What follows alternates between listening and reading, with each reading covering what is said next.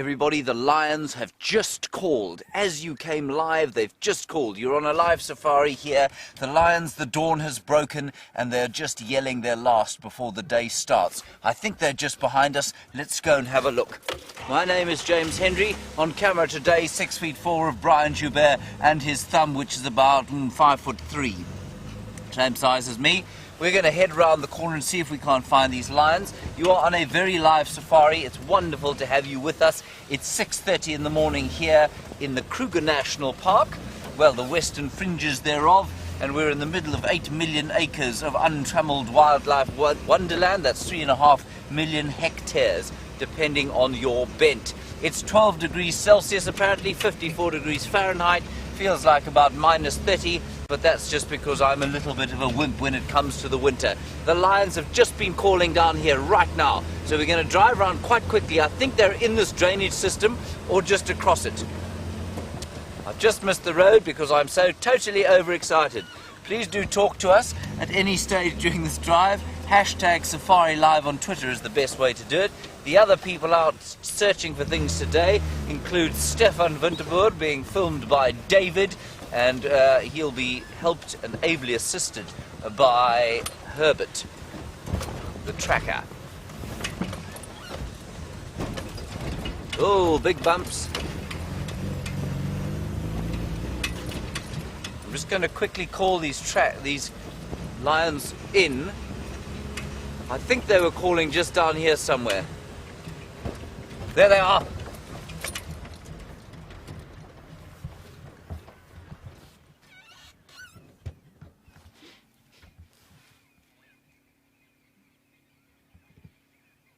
Stations located 2 male lions at Djuma Dam. Animals are static.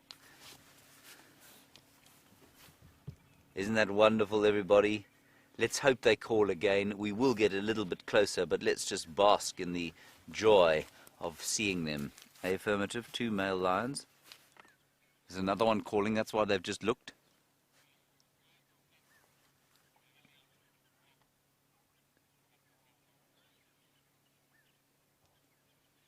There's kudu alarm calling way off to the east. You can hear them going, bow, bow.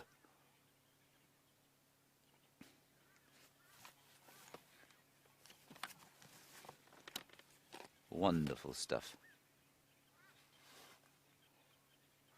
Yeah, definitely some big alarm calling off to the east. That's exactly what those lions are looking at. Maybe a leopard's wandering through the bush there.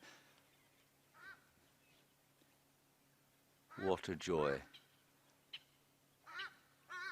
Let's just sit here, everybody. We're about eye level with them. We can go round to the other side, but we've just got such a lovely frontal view of these two fellows before they pass out.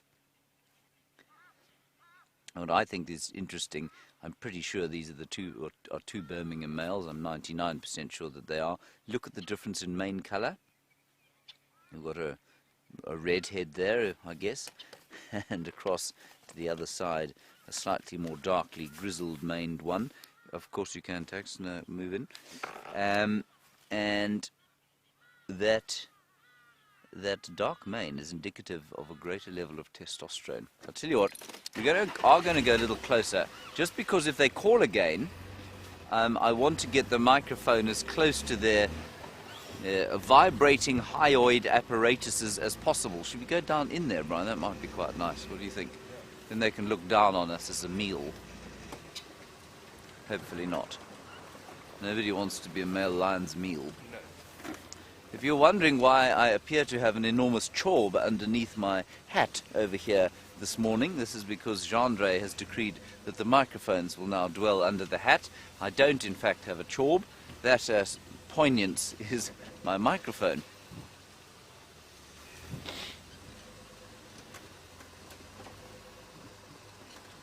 Hello, men. I might have to take a picture of you. That's rather spectacular, having them at eye level there, Bryan, if not a little intimidating. Intimidated, Bryan? Highly intimidated. You sound utterly terrified.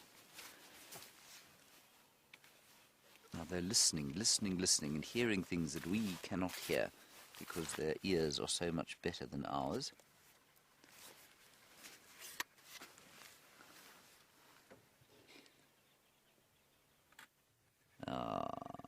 fantastic.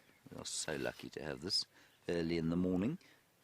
We can also largely because we don't have to drive around now, we can sit still in the cold.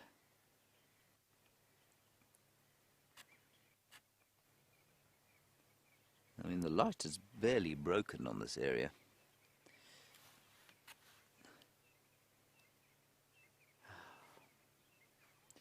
So wherever you are in the world, I hope that you are enjoying the sight of 2 male lions in the morning. Certainly for us a rare joy.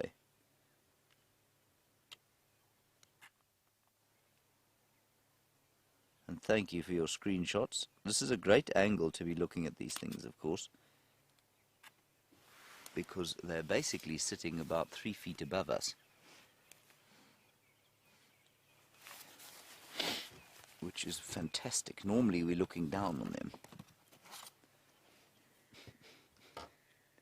Mimo, you want to know why I'm so quick and sure to say BBoys, or Birmingham boys? I'm really not that quick to say that, because I'm not actually very good at recognizing animals at all, and I just think that the chances of them being someone else are extremely remote, given that they are the right age. They look about 5.5 years old.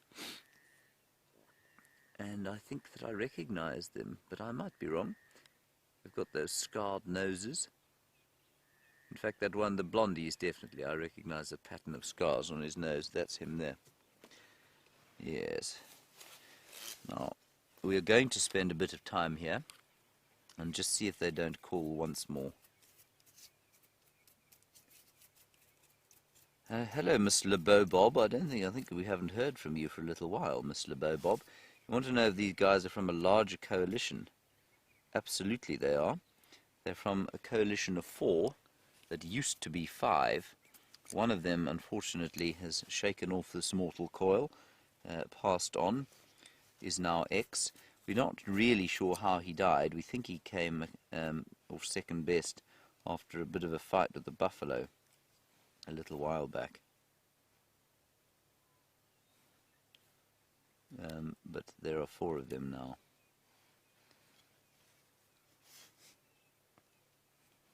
I don't know where the others are, but there was one calling when we stopped there to listen. There was another one calling well off to the south. So I think they were responding to him. I'm pretty sure it would have been another Birmingham boy that they were shouting at.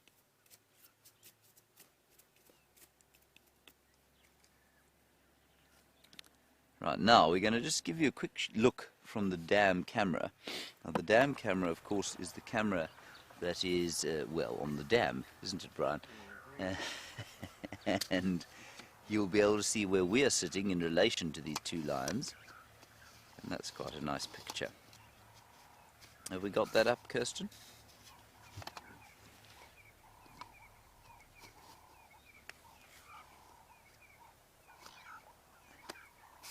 And of course the zoomy, who's controlling that camera, is very enthusiastically zooming in on the lions. Now that camera sits at about, I don't know, 150 meters from here, 400 times 3, 500 feet from here. I'm just going to go a little bit forward so that Tax can have a decent view.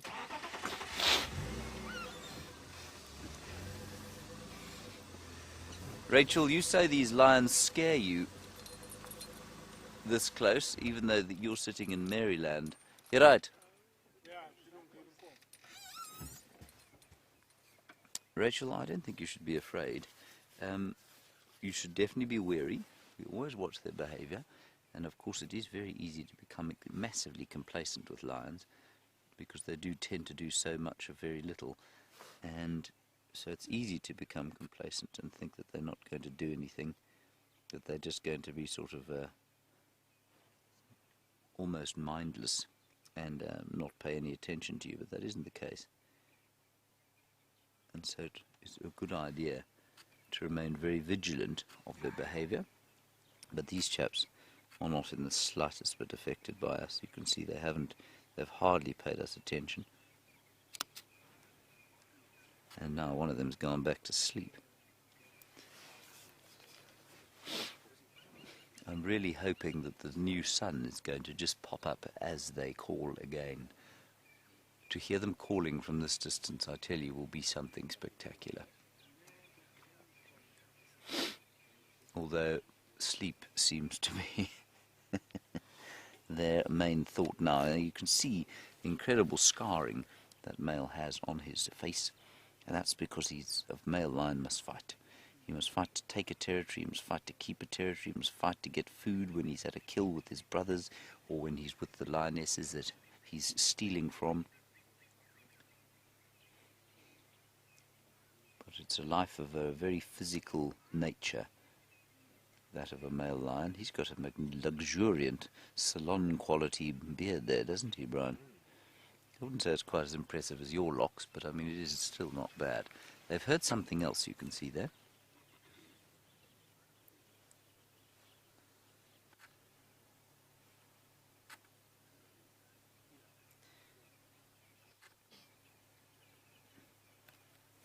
What he's heard, I'm not sure.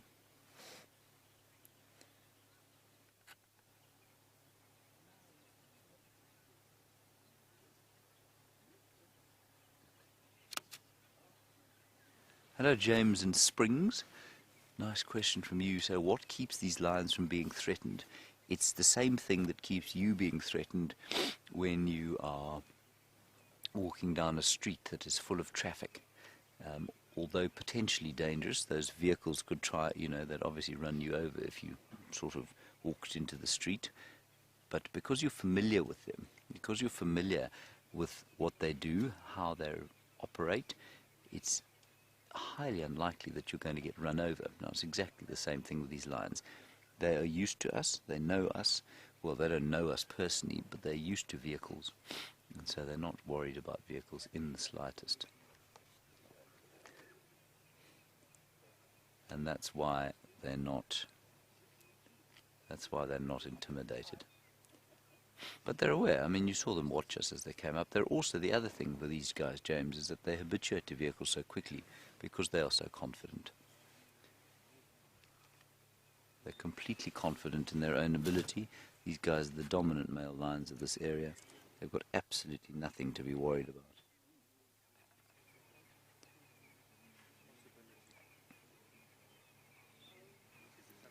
Oh, here we go.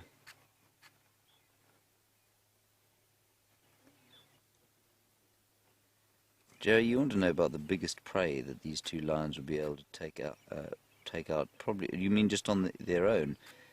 Jerry, these guys will take out a male buffalo on their own. They are big enough and strong enough to do that. So, if they really wanted to, they could take out a big buffalo. But I think more likely that they would snack on smaller things, maybe a buffalo cow, or maybe an isolated sort of large nyala or large kudu, but they will eat impala. I think a lot of the time we think of lions being sort of killers of very large prey like buffalo and giraffe and that sort of thing. But in actual fact, they kill quite a lot of smaller things, but we just don't see it. So if these two were to kill an impala during the night, they would devour it before we got anywhere near them. And they certainly look pretty well fed. They don't look fat, but they look well fed. So Joey, that's what I reckon as far as what they could kill, but whether they would or not, I don't know. Now this chap, is this the chap with the mange? Yeah, I think it is. I think this is the fellow with his mange. Although he's got a very impressive dark beard, he's also got a case of acne. He's got a horrible skin condition behind his mane, which I don't think it will affect him too much. It'll just irritate him. You can see him. He doesn't look very regal like that, does he, Bryan? He looks like a sort of sleepy Labrador.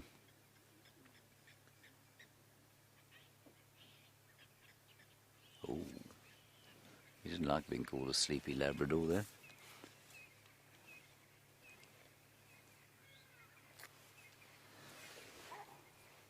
There's some baboons calling. They've spotted these lions. I just really hope they call again, but I think they've probably called their last, I'm afraid.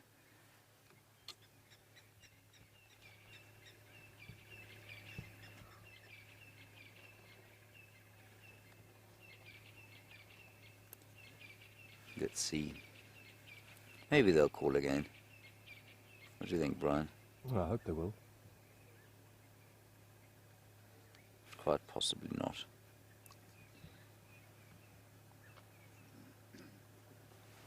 Right, while we wait and see what these chaps do, let's go across to Stef and get an idea of what he's going to be up to on foot this morning. Good morning, and welcome to the Sunrise Bushwalk with myself, Stef. Dave's on camera, and aren't you lucky this morning to be with those lions?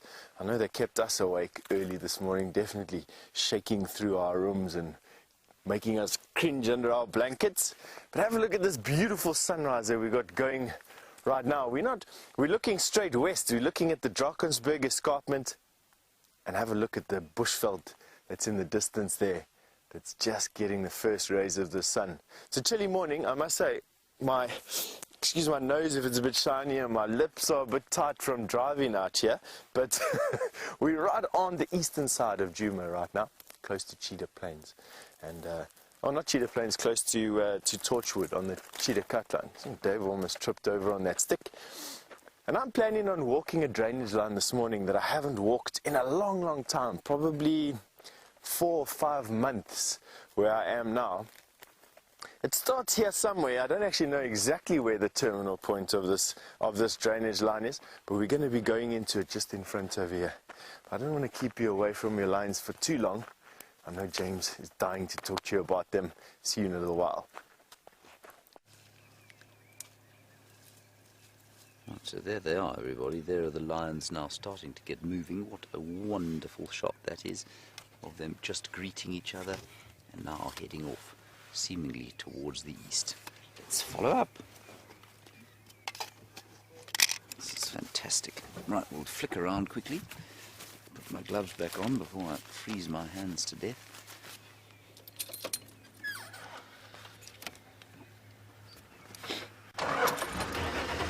Right, we are practicing, remember everybody, for the TV.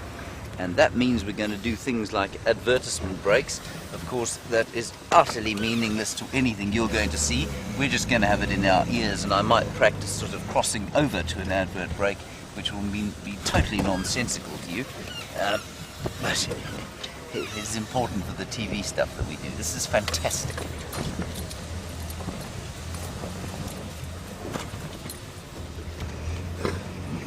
Look at that shot of them there walking along the damn wall.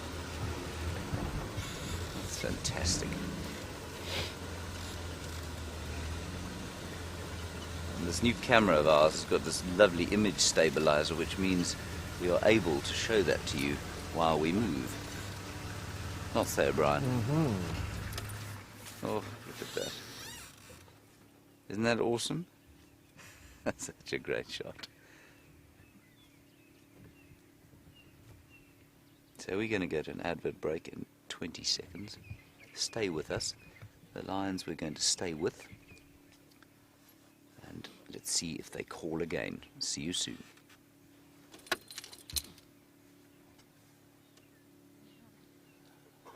Now, obviously that's completely nonsense. We're not really in an advert break.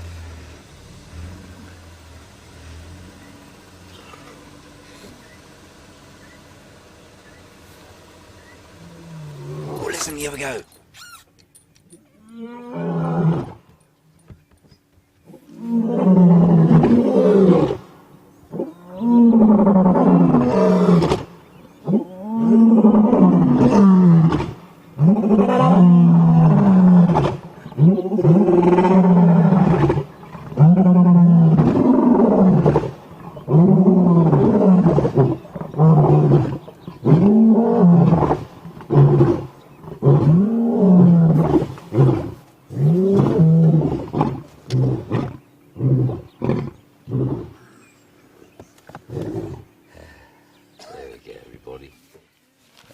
is awesome.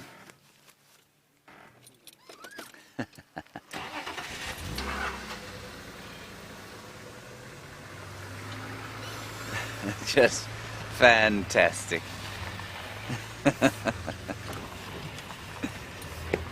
What an awesome sound.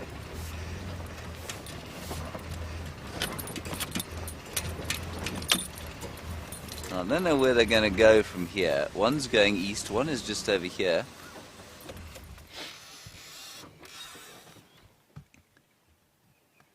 I suspect they'll follow each other. There's some elephants I can hear to the, basically to the right-hand side of where that lion is standing.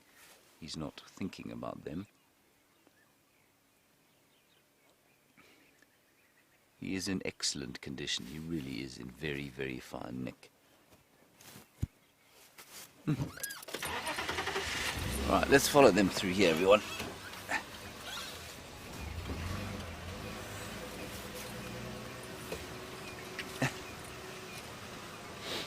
Hello, Pon. Pon, you're a new viewer, and that's wonderful to have you with us.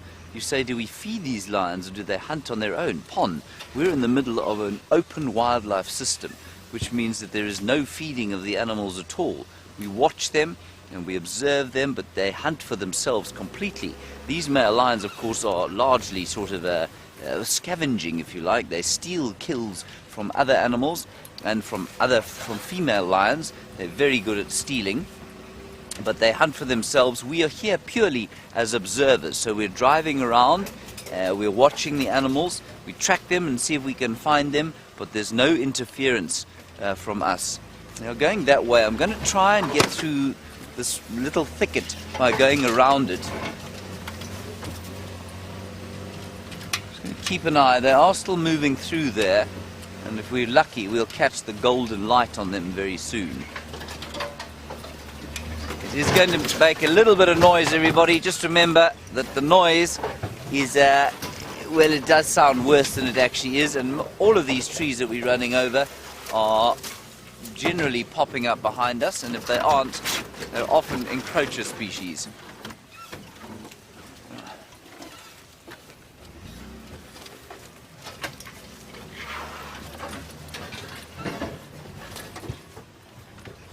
Okay. Now I'm going to welcome everybody back to the imaginary TV show with a replay, so don't be startled when that happens. You got them, bro?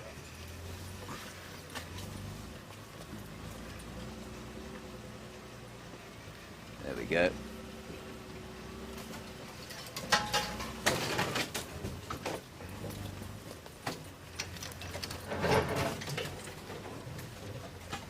He's just moving through there, everyone. Bit of a noise here.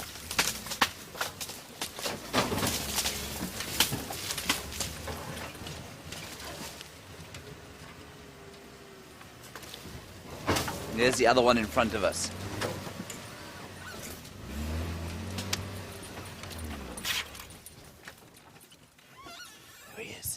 Well, welcome back, everybody. You're live here from the Kruger National Park. The lions have been calling while you were away, so take a look at this. Oh, listen, here we go.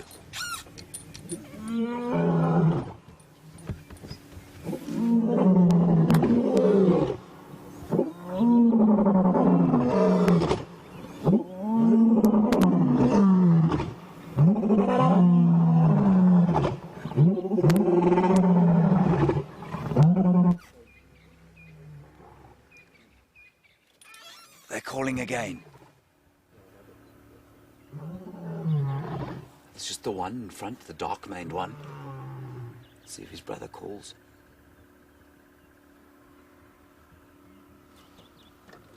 Let's get a little bit closer, so that if he does call, we hear him. Isn't that fantastic?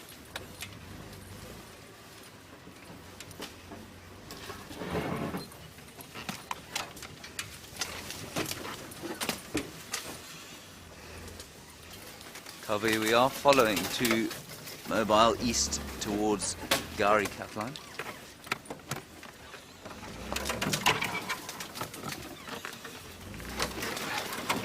Go again. Sorry, I've just got to be on the radio, everyone. Can't hear what's going on there.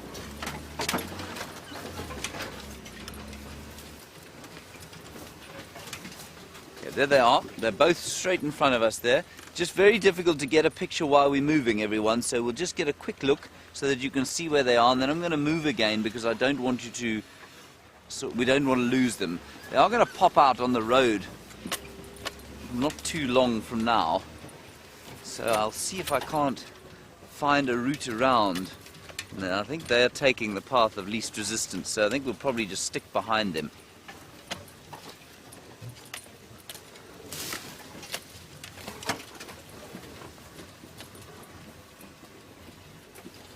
They're just through there, straight into the sun. Just get a picture for you there. As they go. Isn't that lovely? The light on them is so very beautiful. Okay, we'll try and get out now onto the road so we can get a picture of them before they cross into the drainage. I think they're going to go probably east into a very difficult drainage line area.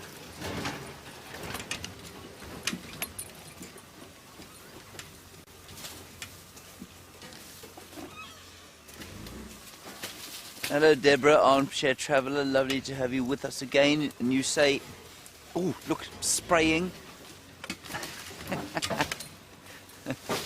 Right, you can just see the urine dripping off the tree there. And Deborah, that answers your question for you. You want to know why they're calling like this. They're calling like this, Deborah, purely because they're marking territory. I don't think that they sense other male lions. This is just what they do. It's a territorial boundary patrol, and they're just doing it with a great aplomb.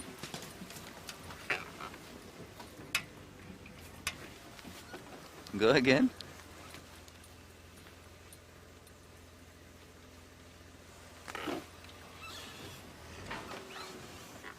Last station, go again.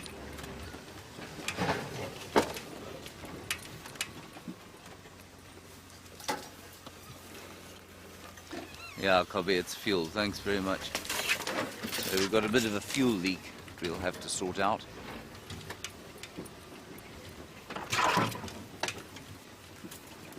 Right, here we go into the drainage system. Now it's going to be very difficult to pick them up once they go through here, everyone. So I'm just going to park here. We might get what... Oh, here comes the other one out of the bushes in front of us. But this might be one of the last views we get of them.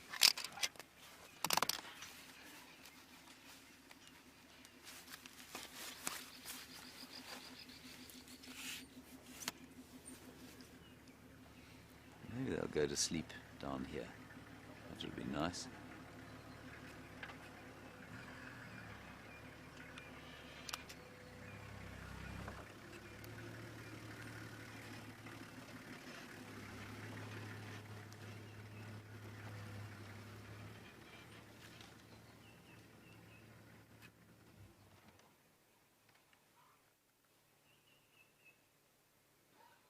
Beautiful light on him there, isn't it? I can hear others calling now.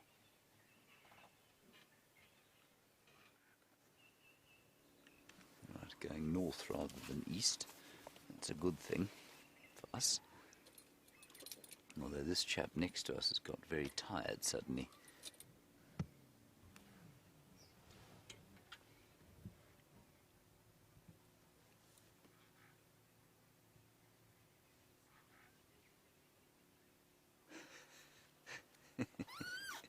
He does look like an irritated Labrador.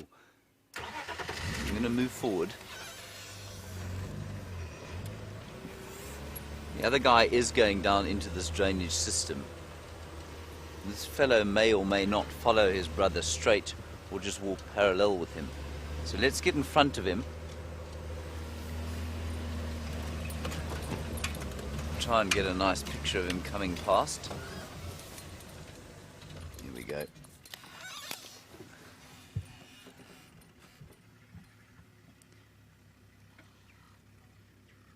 The other one's calling again.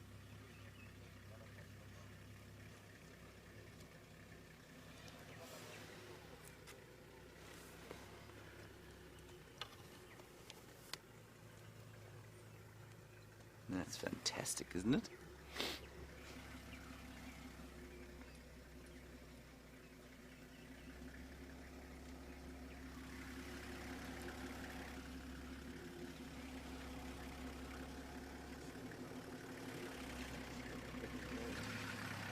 Yeah, I put road.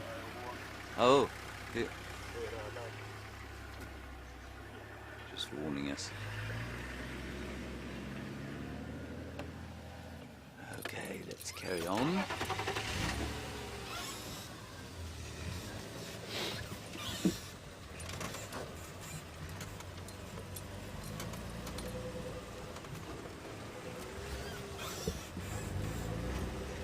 Now we won't be able to follow them in here, everybody. I'm afraid even walking in there is difficult. They may just continue on north, you know, so let's just try and have a look. But I think that's going to be it.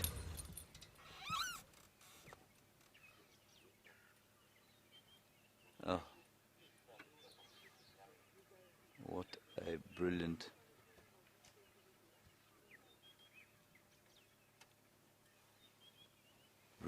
Brilliant sighting. Mike, go again with that position. Chaps, sounds like very good news.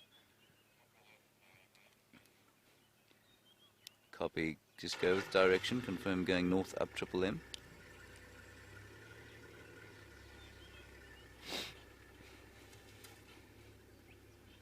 Okay, copy, I'm going to try and make my way there. Everybody. Shadow and her cub are heading towards Vuyatela, so she hasn't crossed over yet, but we're going to go and try and have a look there. That'll be amazing. So these lions have headed in here. We've got a slight fuel leak here. I'm going to have to get out and just have a look. The lions have disappeared down into the drainage line there, so I'm not going to worry about that. Let's go back across to Bushwalk and find out what they're following up on. Oh, sorry. She didn't say cross to Bushwalk, she said they have black screen with them. So hold on one sec.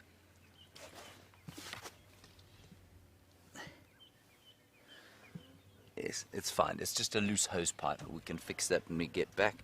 As long as we don't throw any open flames towards the vehicle, we should be okay.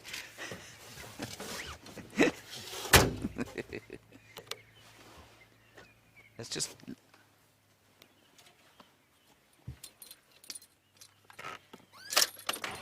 Alright, we're going to make our way there. Sorry, Elvis, at least, Mike or Elvis, can you tell me what exactly is going on there? Confirm she has crossed north into Vuyatela?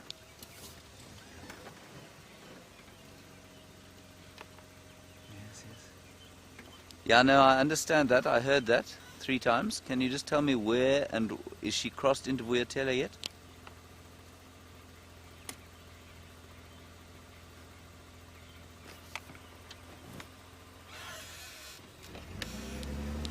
Okay, copy. So confirm she has crossed or she's still south? There's an elephant here.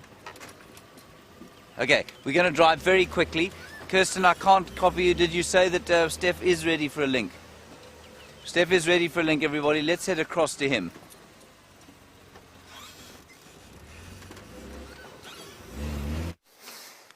Alright, now it's not only the lions like you've been watching that pose a danger to us on foot, it's also the little creepy crawlies, and they definitely what I love looking at most. Welcome back to the bushwalk, and we found a little surprise for you. Hiding under this log is something that is of the insect world, one of the lions.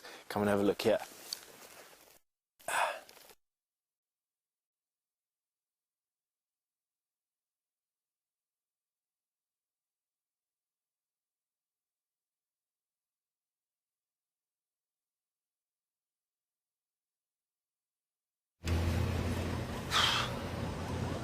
Okay, we're going to drive quite quickly, everybody, so hold on tight. For those of you who don't know, Shadow, a 9-year-old, must be almost 10-year-old female leopard by now, if not 10 already, and her cub, possibly the first that has, well, one of the only ones that survived this long, now 3 months old, just over 3 months old, so over the worst part of the dangers of being a little leopard cub.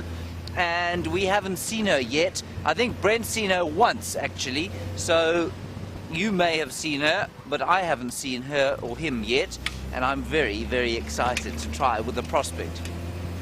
So we're going to drive at great speed and great risk to our noses, which are now going to get chilblains, aren't they, Bryan? Yes, chilblains. I'm just going to call in those lions where they've been.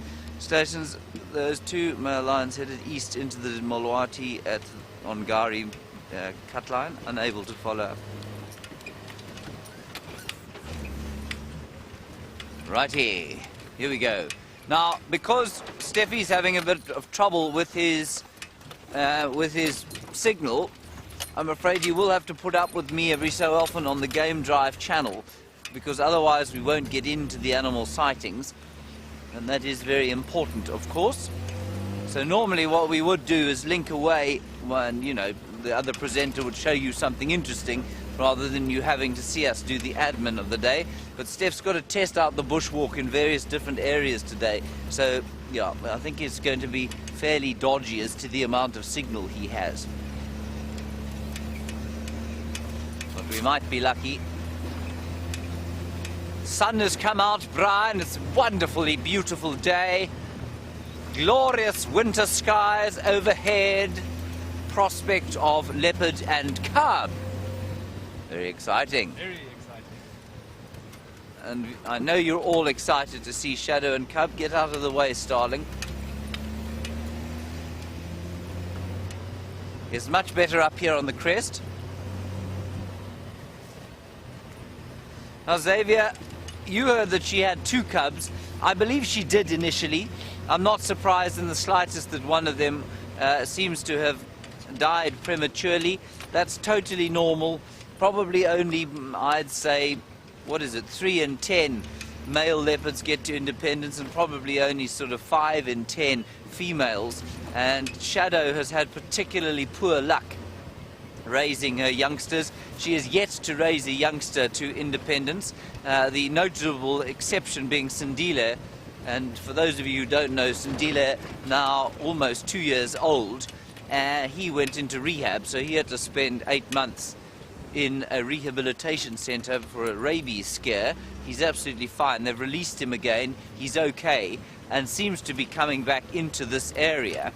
And so that will be the first cub that she's managed to raise to independence. And so, yeah, I'm not surprised she's lost one of these ones. We don't really know why. One of the theories is that she's, for some reason, very unusually for a leopard of this area, does not hoist her kills. So she very seldom will kill something and take it into a tree, which means that if she does have cubs, they're under the constant threat of being eaten or attacked by hyenas.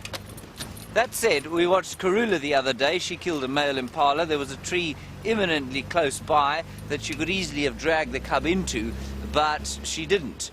Not the cub, it's the kill into. The cubs fed on the ground with her, so I don't know that that's necessarily the reason Shadow's been so unsuccessful. Elvis, come in. Elvis, what's your position now?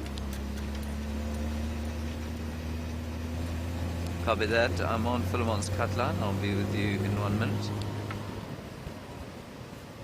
This is looking great, everybody. It looks like we're going to see it. I'm going to drive very fast,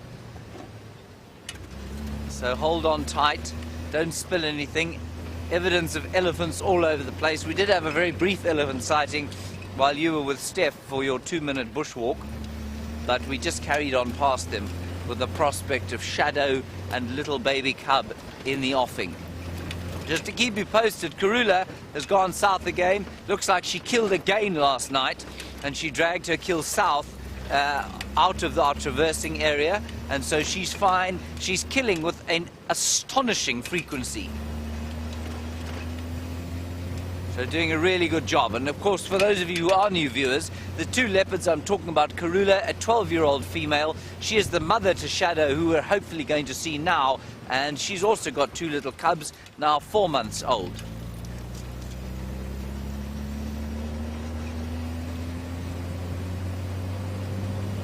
Right, we're not far now, probably about 30 seconds away.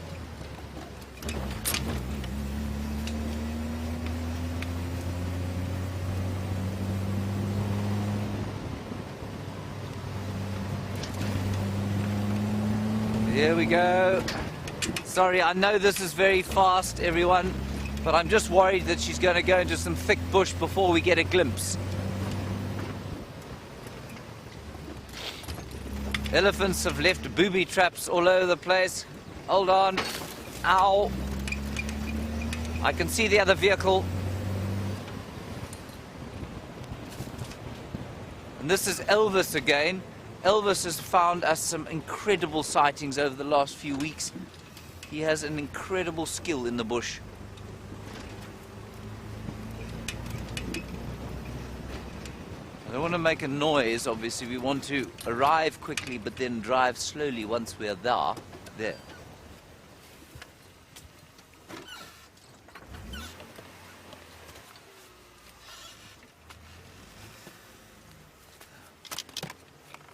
Can I make my way in, Elvis?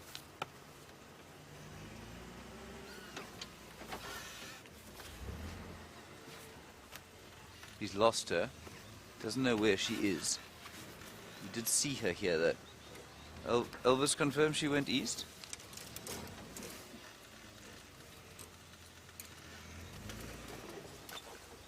Elvis, do you copy Elvis?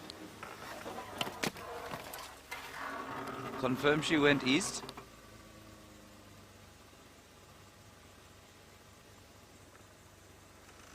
Actually, I don't think he's seen her.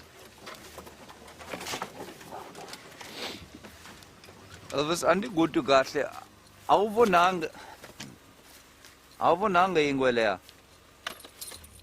Sorry, excuse me one sec.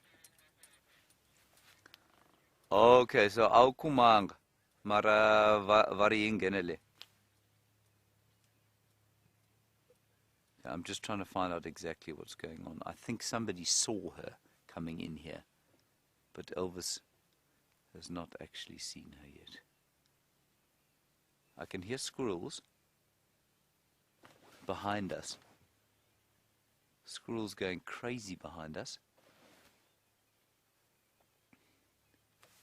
Can see tracks of hyenas on the road. So, I don't know. Let's just go forward slowly.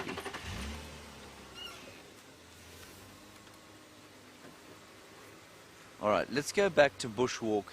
Stef is up and running. Let's go back to him for now, and while I try and figure out what's going on here. Welcome back to the bushwalk. We're still trying to figure out all the little gremlins with the changes that were made yesterday to get us up and running again. But have a look at what we've got. We've got a snake skin. Now this is very fresh. I'm actually just looking at the branch that it's on to find out where the snake is. And I know it's fresh because it's still very soft. Now, as a young boy, I had a few snakes myself, and I know when my snake used to shed, it used to feel just the same. So I think this was done last night. Now, snakes shed because they get too big for their skins. And what they do is there's this oil that gets exuded, and I don't know if you can see it. It'll be a slight sheen on the actual skin. You might get it. I'm going to just twist the skin a little bit so that you can see that sheen. There we go. That's an oil that gets pushed out by the new skin and basically pops the old skin away from the new one. And then all the snake does is he literally hooks the old skin onto a branch just like this,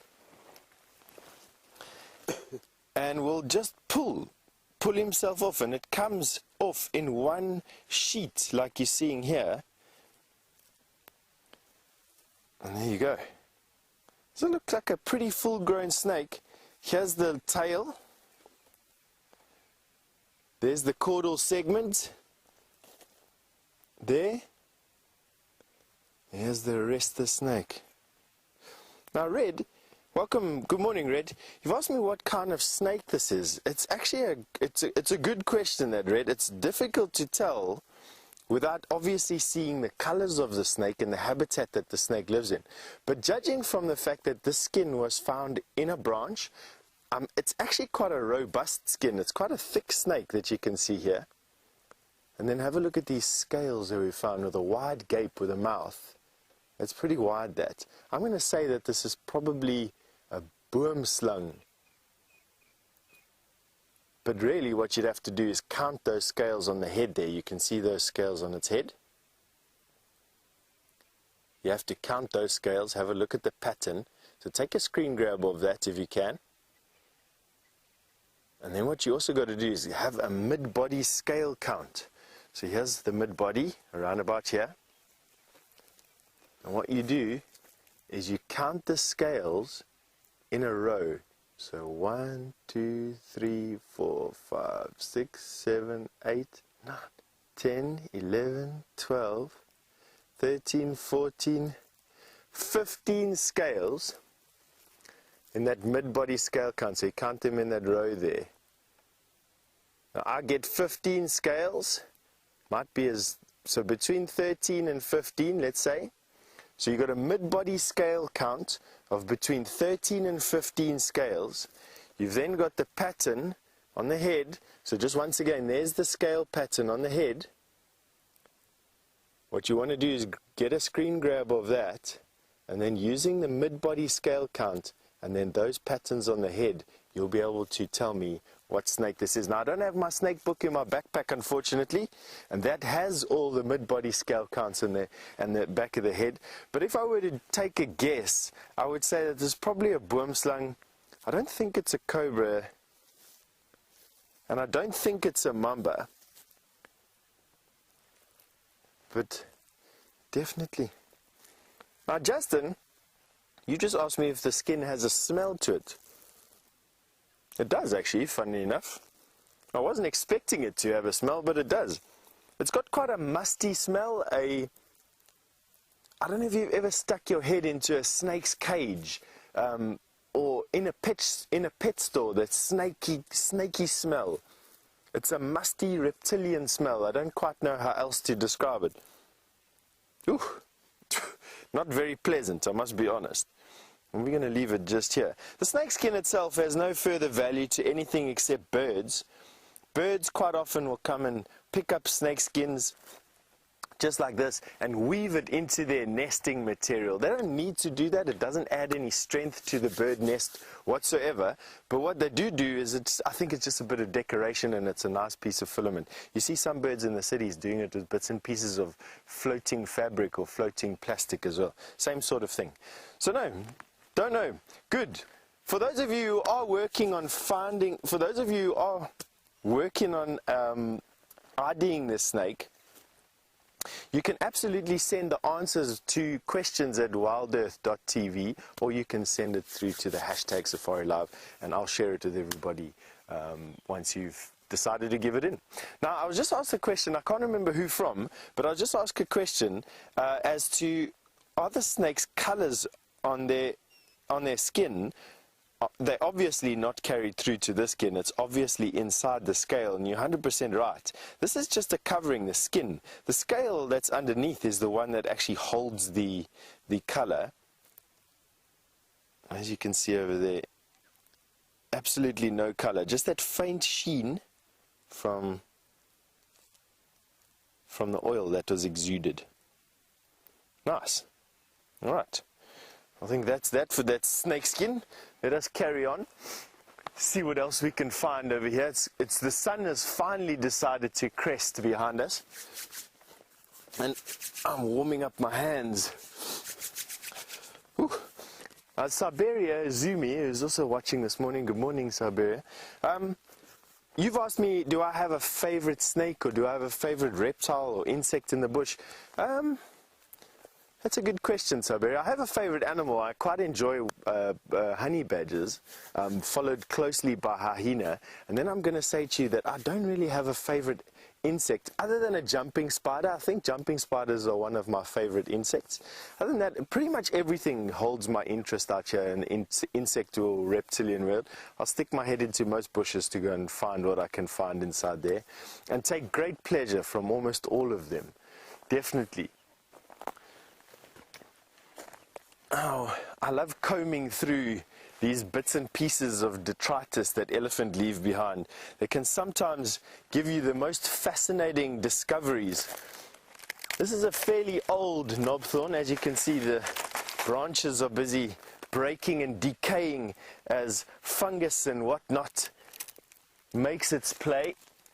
Quite often just by detaching these pieces of bark, you get to see the most amazing things. Now obviously, as a tree decays, it actually starts to release a little bit of nutrients. That nutrients attracts insects. Those insects attract predators on insects. And then further, those insects also attract birds and everything else that comes to live in wood like this that's been knocked down by elephants.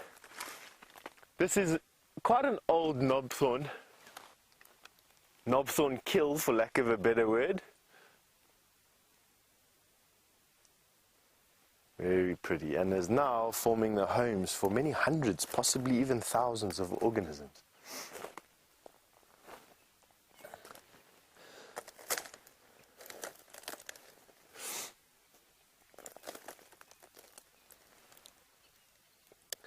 James, good morning, James. You've asked me which insect has the longest lifespan out here. I'd probably say one of the borer beetles, or even the definitely the spiders. One of the spiders. I'd say the baboon spiders have one of the longest lives at 27 to 35 years. But you have some wood-boring grubs that live in trees like this one behind me. They spend years getting enough energy to turn into something different, like a cicada, for instance. They can be anywhere from about 15 to 17 years, cicadas and some wood borers. The big borer beetles, the big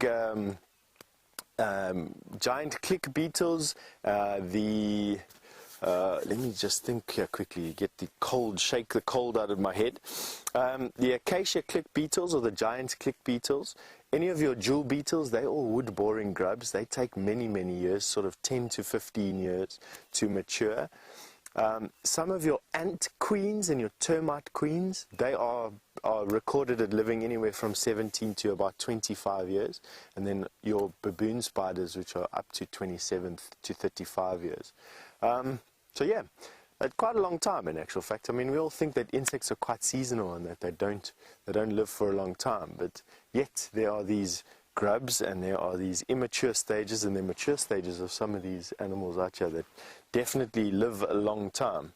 As I walked up to this rus, I quite enjoy these russes at the moment. You've shared this many times with me on these safaris before, these flea beetles that sort of just disembark as soon as you get close to these trees. Yeah, we have one here that hasn't quite seen me just yet. Oh, there's even one that's just landed on my hand. Have a look at that. So there's one that's just come back to the bush, flew away when I got back in here, and then all of a sudden jumped onto me. And you can see, there he is there with those quite overly developed, and I'm going to say grossly overdeveloped back legs, because it's very rare for beetles to have jumping legs. In actual fact, I don't know of another beetle on the face of this planet that has legs designed for jumping. Have a look at this. Let me bring it a bit closer so that you can see it in the light here. There we go.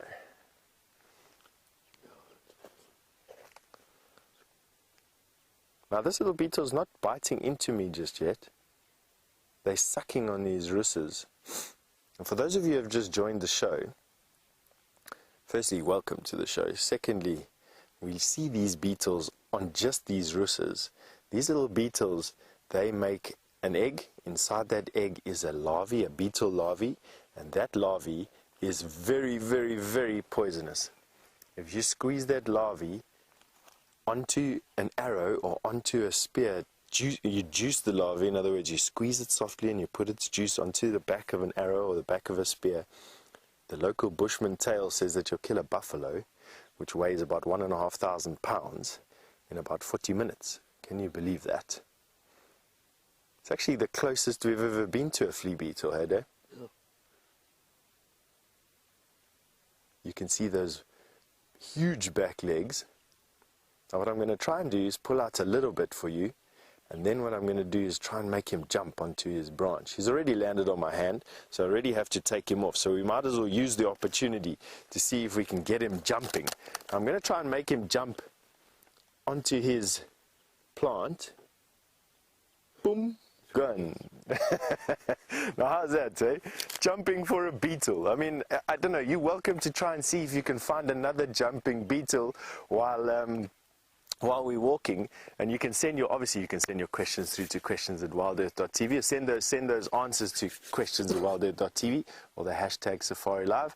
But in the meantime, I think James has got an update on what happened to Shadow and her cub possibly for you. Enjoy it. I'd love to give you an update of Shadow and her cub, I'm afraid, but the only update I can give you, everyone, is that they are not where we are.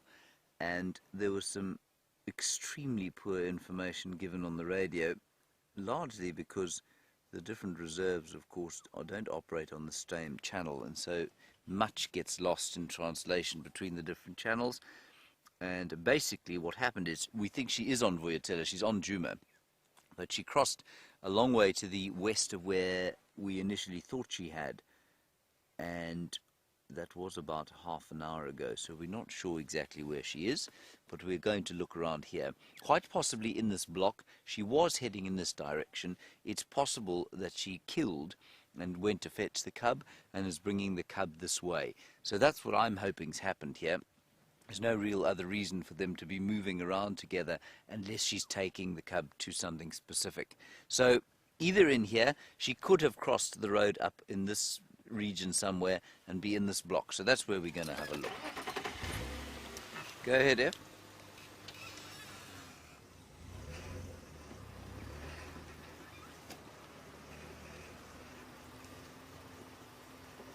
Here is somebody coming beetling down from the other way. I think it's Ephraim. There's Elvis, who was also given some spurious information. Let's catch up with him. I hear. Njani kwalan? Yeah. Ankumanga mkonzo.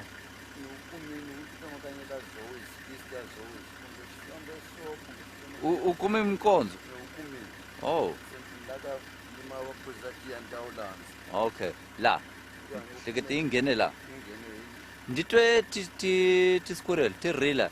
Loku ndikuvitana le. Yeah, I'm sure. Okay. All right.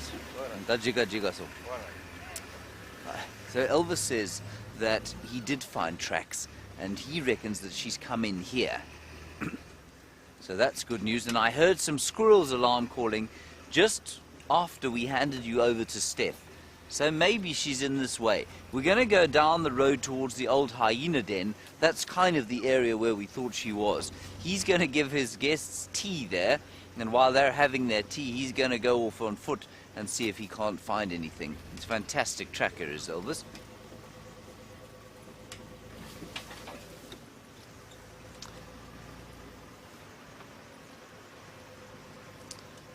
Hello, Justin. I'm not entirely sure about the answer to this one, but I'm going to, I will defer it to somebody who will know better, perhaps one of our leopard experts. But, Justin, I think she's called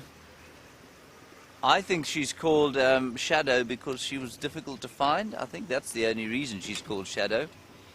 And Shadow, of course, a ubiquitous name for animals that are difficult to find. So I think that's what it is.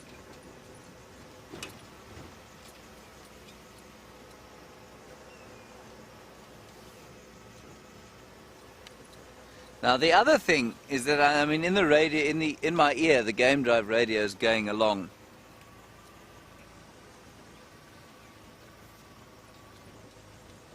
And Ellen, I'll get back to your question now. But basically,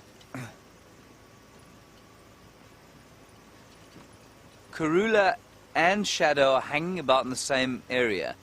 And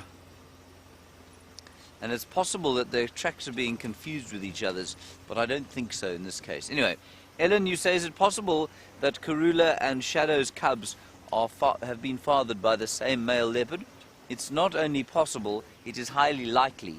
Tingana was the only male, or the most recently, the male mating most recently with both of them. And so it's highly likely that Tingana is the father of both George and Charlotte, who I've named Karula's cubs, and that is not an official name, don't worry, and Shadow's as yet to be named cub. So the last time I saw Shadow, and I haven't seen her cub yet, like I said, she was in here, and she was knocking about, and Viam and I watched her for a little while, and she walked behind a bush, and there were 3 of us trying to find her. She just disappeared. No idea where she went. So, I mean, there will be a massive amount of luck in finding this leopard if we do find her.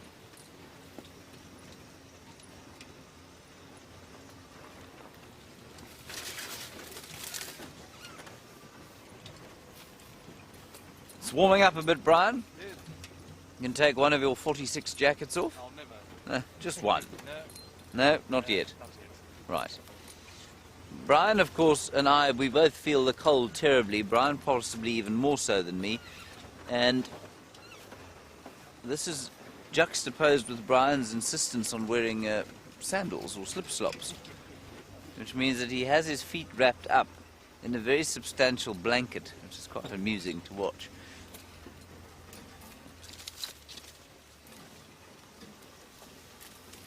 Anyway, we had a wonderful lion sighting today.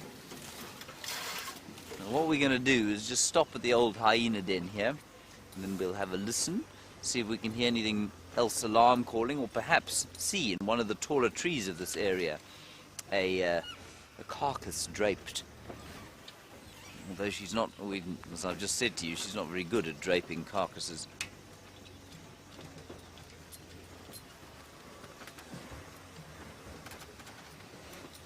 Ah, that's quite interesting. Siberia, Zumi, you make the very good point that Shadow used to be known as Tingana, and that was until the male leopard Tingana came into the area, and then she was renamed Shadow. I'd forgotten that, yes.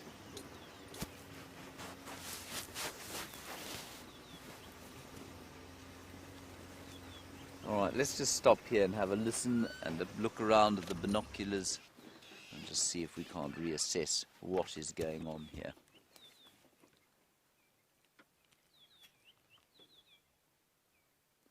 I see a steenbok trotting off, unfortunately not followed closely by a leopard and her cub.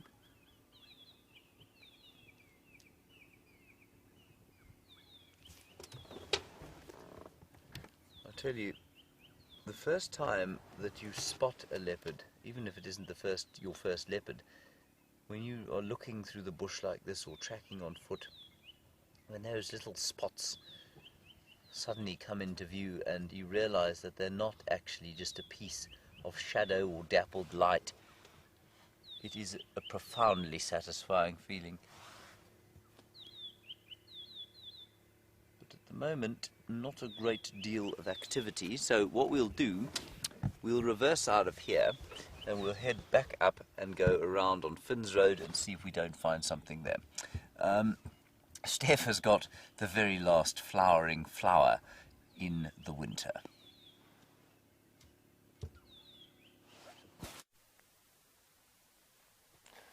Welcome back to our bushwalk here this morning. And for those of you who have just joined, I'm Stef, and we have found a crab spider for you. Now this flower-like crab spider is trying her very, very best to act like a flower in the hope that a bee or a fly comes and lands on her. Now she's got these very wide grabby legs. There's her front legs there. She's holding them outspread, and she will shoot these forward to grab a fly. Now what's the most amazing thing about these crab spiders for me is that their venom is keyed to completely immobilize something like a bee, which is probably bigger than what she is by a factor of about 2 to 3 times, immediately. So she will grab the bee, she will bite them with her fangs, which are located right there, and that'll immediately immobilize that bee and kill it. Now that takes a level of sophistication on that venom side that is just something absolutely incredible. And it's no coincidence then that the crab spiders that we find in this country, in actual fact the 6-eyed desert crab spider, is the most venomous creature, or the most venomous spider that we find in South Africa, capable of killing a human being my size with no trouble at all, with just one bite. This, luckily, is not one of them. But come and have a look at another very interesting thing for me. I really enjoy these spiders because they've got such interesting...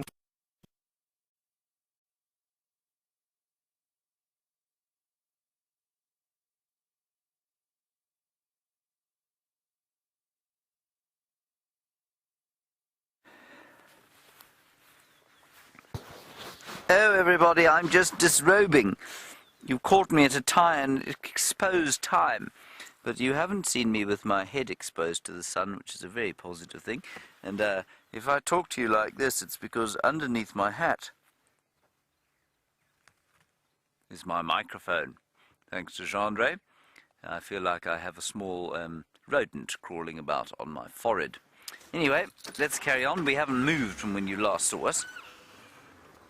Just listening. Haven't heard any further alarm calls. I'm sorry that Stef's signal's a little dodgy, but he is in known dodgy signal areas today, just testing things out. But that's okay. So we're going to go round now to the northern side of this road. That's that way there. And we'll see if she doesn't pop out over there.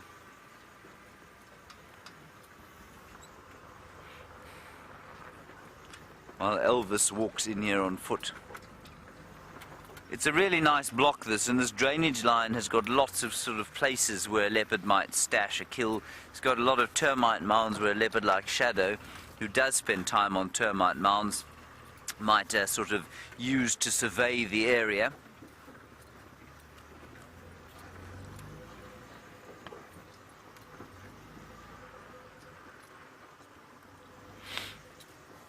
It's warming up very nicely. And I think it'll probably hit about 26 or 27 degrees Celsius today. That's pushing 80 in midwinter. We're almost at the solstice, only, about a week away from the solstice. But it will still be very chilly for about 6 weeks after that. Whereafter it will become like a furnace very quickly. Justin, you want to know what a good breakfast for these cold mornings is? Well, bacon and eggs, I think, is the best possible breakfast. What do you think, Bryan? Yeah, definitely. Not a cold fruit salad? No. Um, Cold milk in a cereal. No. Nice and warm. And I know that we have been having porridge of late. There's been some oatmeal porridge, so those of you of Scottish ancestry will be most impressed with the porridge that we've been eating. I have avoided having the porridge because when I eat a bowl of oatmeal, you can perform open heart surgery on me thereafter because I become utterly anaesthetized by it. Some hyena tracks and elephant tracks around here. We're going to just do one loop around here. I mean, you can spend months looking for a leopard like this and not find her. There were some elephants around, so we'll go and have a look at them after this, and then we'll maybe come back here a little bit later. But otherwise, you're going to get very bored just watching me drive around and around one block.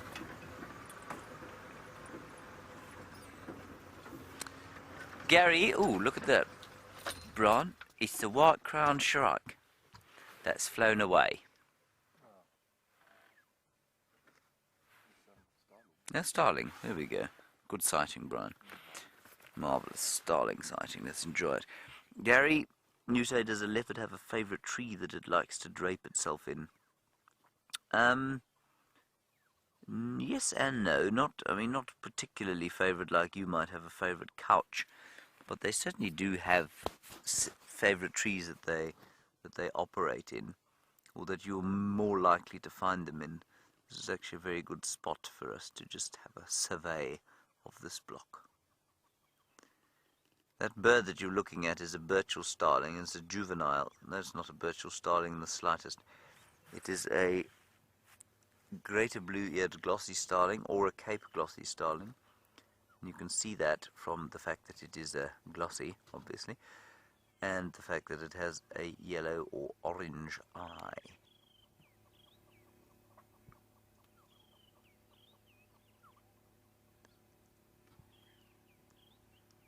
all is now calm and silent. Nothing seems to be in a particular state of panic. And of course, when there are leopards around, people do panic. Right, Stef has managed to find some more signal. He's got a caterpillar to show you.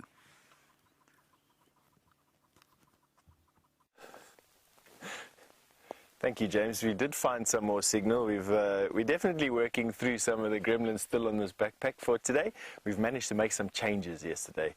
And although those changes have fixed one problem, they seem to have created some more, which isn't unusual. Don't worry. We'll get down to the bottom of it. Thank you, James. All right. And now that you were looking at that starling, starlings are insectivorous birds. Usually they pick up worms and caterpillars on the ground. But have a look at this caterpillar that we found on this weeping wattle. I just find that the forms that these caterpillars can generate in order to either look untasteful or distasteful or hide their shape is just incredible. The face of this caterpillar is actually over here. And the tail end is on that side there. I'm not going to touch this caterpillar, but I just want you to have a look. And the reason why I'm not going to touch it is because those hairs are quite irritant. And I don't want to get one on my finger and then rub my eye with it or scratch something on the side of my neck. As a young boy, climbing into trees very similar to this peltiforum, I was assailed by these hairy caterpillars at times, and they leave the most unbelievable swellings all over me. But just have a look at what you can while you can get so close with this awesome camera that we have on the bushback, and have a look at all those protuberances and those funny little tufts of hair that they have, all the fantastic colors that these caterpillars have on them. Now they're not that color just to look pretty. They quite often are that color as a warning for animals around. Now the hairs are one thing that says very clearly, don't put me in your mouth, I will stick in your throat and make you swell up. But the colors also tell animals that, or birds, animals, insects, other things, that this is distasteful to taste, or distasteful.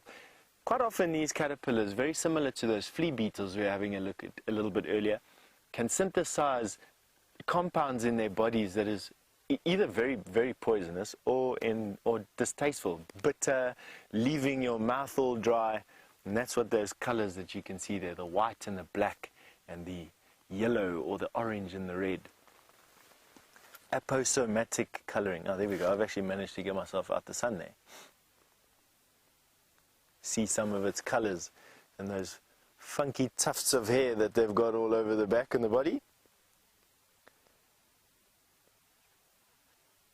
Very nice.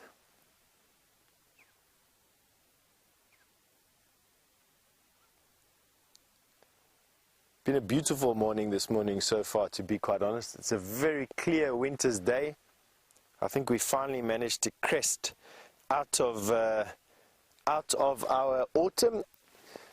There's no real sort of official autumn and winter and spring and summer in South Africa. Just for me, generally, I always mark the first day of winter as being the 1st of June, and we come out of winter again on the 1st of September, where we have our spring. And then that lasts probably until about the 1st of November, where I mark the beginning of our summer. And then 1st of November to about the 1st of April is when I mark our summer, and then from 1st of April to the 1st of June again is my spring, my autumn, excuse me. That's just me.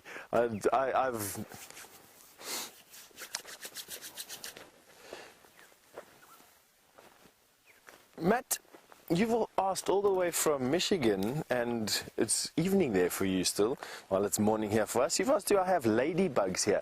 Matt, yes, we do have ladybugs here. I'll see if I can find you one. I mean, they are pretty rare this time of the year. They tend to be quite summer-orientated.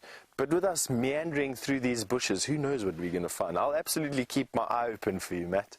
No problem.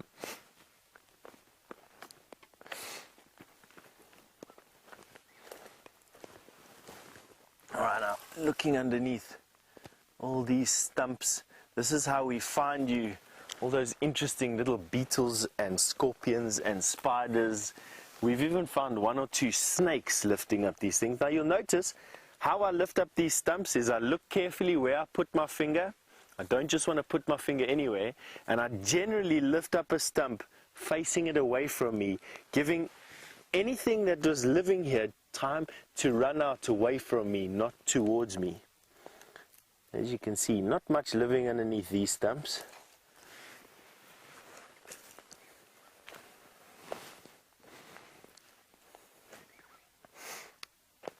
Now, watching me touch all these stumps and getting my fingers into all these nooks and crannies, I'm sure Anna Marie has asked this question because of that. Says, what time of the day would be best to see baboon spiders? Anna Marie, when you're lifting up stumps like this, you could see baboon spiders any time of the day, but generally they are nocturnal. In other words, they move around at night time. And you find male baboon spiders in particular will wander during the evenings in summertime. In wintertime, generally these baboon spiders, in particular the males, are tucked up underneath stumps and pieces of bark like we're looking at. And why I keep on going about males is the fact that females are sedentary.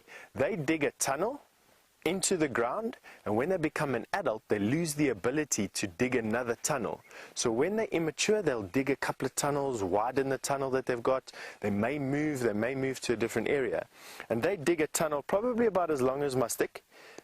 So about, let me say 2 feet, can go down to about a maximum of about 2 feet. And these baboon spiders then live in about this much of the hole. They spin a web on the top of the ground, and then they sit, and as soon as an insect trips over one of their trip lines, they come out and grab it and go back inside again. And they don't leave this hole for the whole 35 years that they spend there. And that's a very old spider, of course, but still up to 35 years in captivity, some of these baboon spiders, or tarantulas, as you call them in your part of the world, are.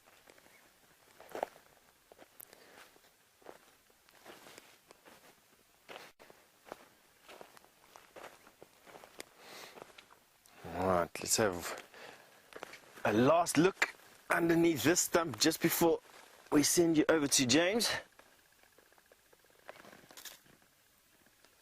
Nothing that I can see, which means that I can, without further ado, send you over to James for an update.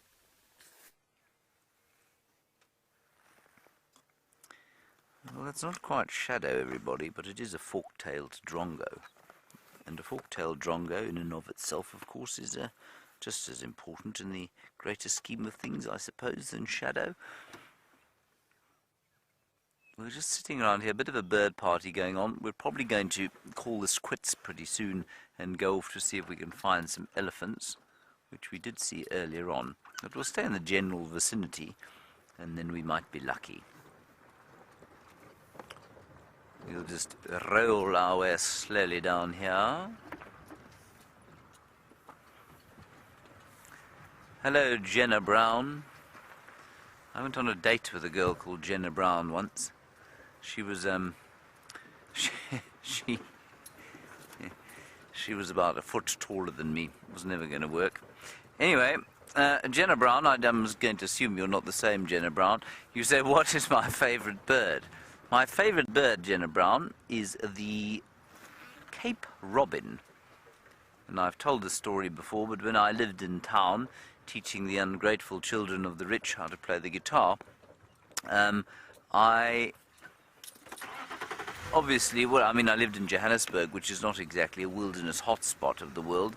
But the one thing that used to keep me connected to the wild was a little Cape Robin that used to sing outside my window every morning. And I didn't have an unpleasant time in Johannesburg at all, but there was a distinct lack of the wilderness, and the Cape Robin was my little touch point with the wild. And so since then, the sound of the Cape Robin and just seeing the Cape Robin is my favourite. But we don't get them here, so the nearest thing we have here is something called a white-browed scrub robin. And the white-browed scrub robin goes.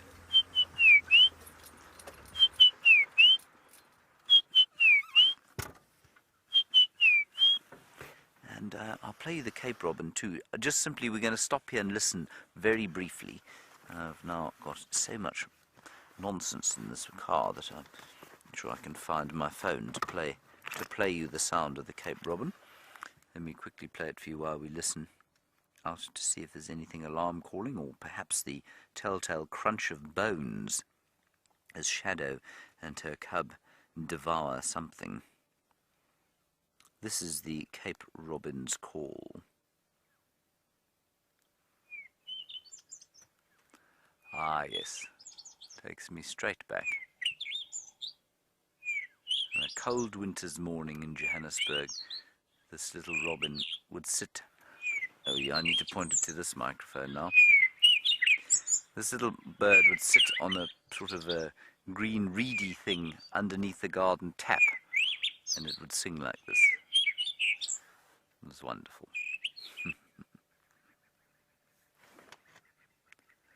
There are some very undelighted francolins calling. They're quite far away. All right, let's carry on, Brian. Right. What say you? Yeah. I suppose I should... You know what? I'm being actually very remiss by not showing a picture of the Cape Robin quickly. In fact, I'll show you a photograph of the Cape Robin, everybody. You shall be so amazed. It's not the most spectacular bird in the world, but I think they're very lovely. There's one. Oh, come on. Can you see that at all, Brian? Or was the reflection too horrific? Hopeless, Brian. Bryan is going to change a setting, and then you will see my photograph of the Cape Robin. This is purely because my ego wishes to show you the photograph that I took of the Cape Robin. You got it there, Bryan? There we go. There he is. So not a particularly impressive bird, size-wise, but I enjoy him very much. Marvellous. Thank you, Bryan. Well done. Well achieved. Let me just close that down. And off we go.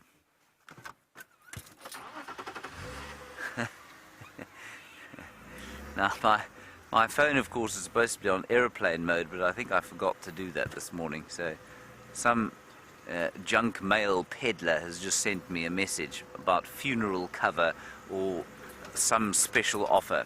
I also, I'm sure many of you get these around the world, but we get many SMSs out here from long-lost relatives who happen to live in Nigeria, and they constantly have come into great fortunes of money to which they wish to avail, to give to you. If only you'll just give them your bank account details and pay them just 5,000 Rand, you can make $1 million almost immediately. I don't know if many of you know what they mean, or have seen these kind of scams that go on, but we get lots of them out here. I don't think many people fall for them anymore, but obviously sufficient numbers of them fall for them for people to still engage in it. Let's pop down to Treehouse Dam. And we did see some elephants further to the east, and we'll go and see if we can find them again. Elvis and Ephraim are around this area, so they'll be looking for Shadow as well. Maybe something will turn up, maybe it will not. But I got to tell you, it's so tempting to just drive very, very slowly along here because the vegetation is thinning as the winter progresses, and so you can really kind of see into these blocks. I saw a branch that looked like a leopard that I know is not a leopard, but I'm going to have to look with my binoculars anyway. No, it's a branch, Brian. It's not a leopard. But there is the call of the black-headed oriole, which is also a very pleasant call. Particularly poor rendition of that call.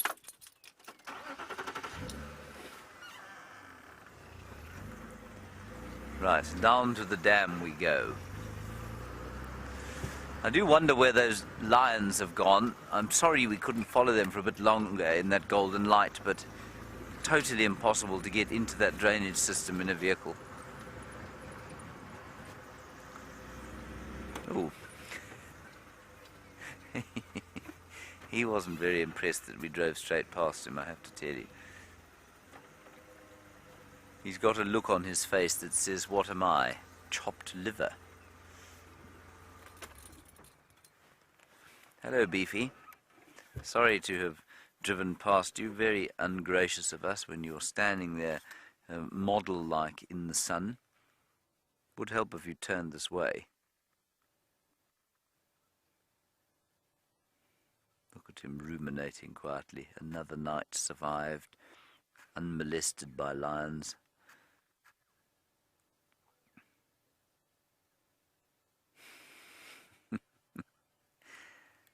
Could you look here? We did stop for you. Come on.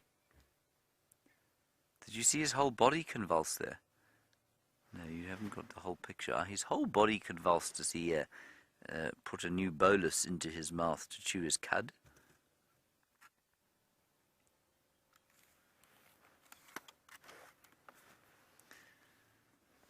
Here comes Elvis or Ephraim.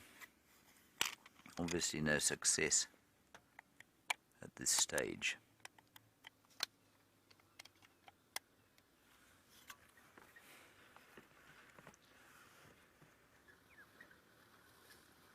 I don't know who this is.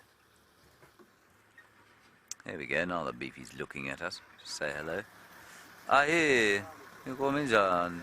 You go here, kui.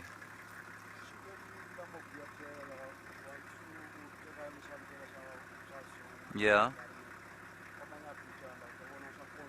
Okay. Okay. All right. Inkom. Okay. Inkom. Enjoy your drive. So I'm just getting another update. He didn't have anything new to tell us, I'm afraid.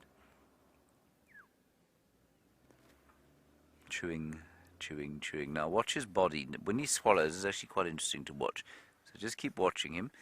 I know he's not a particularly astoundingly amazing animal in that he's not doing much, but just watch as he convulses and chews his cud. Watch his whole body now.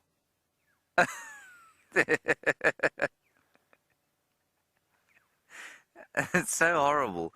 You know, vomiting, of course, is one of the least pleasant things a human being can ever do. But if you're a ruminant, you do it by default all the time, every day. Ugh. Glad we don't have to do that. I imagine that the waves of nausea that come with us being sick don't occur here. And those teeth will grind and grind and grind away. And we've got a couple of examples of those teeth in the tent. And the enamel and dentine of the teeth gets consistently worn away. So the teeth have to grow continuously.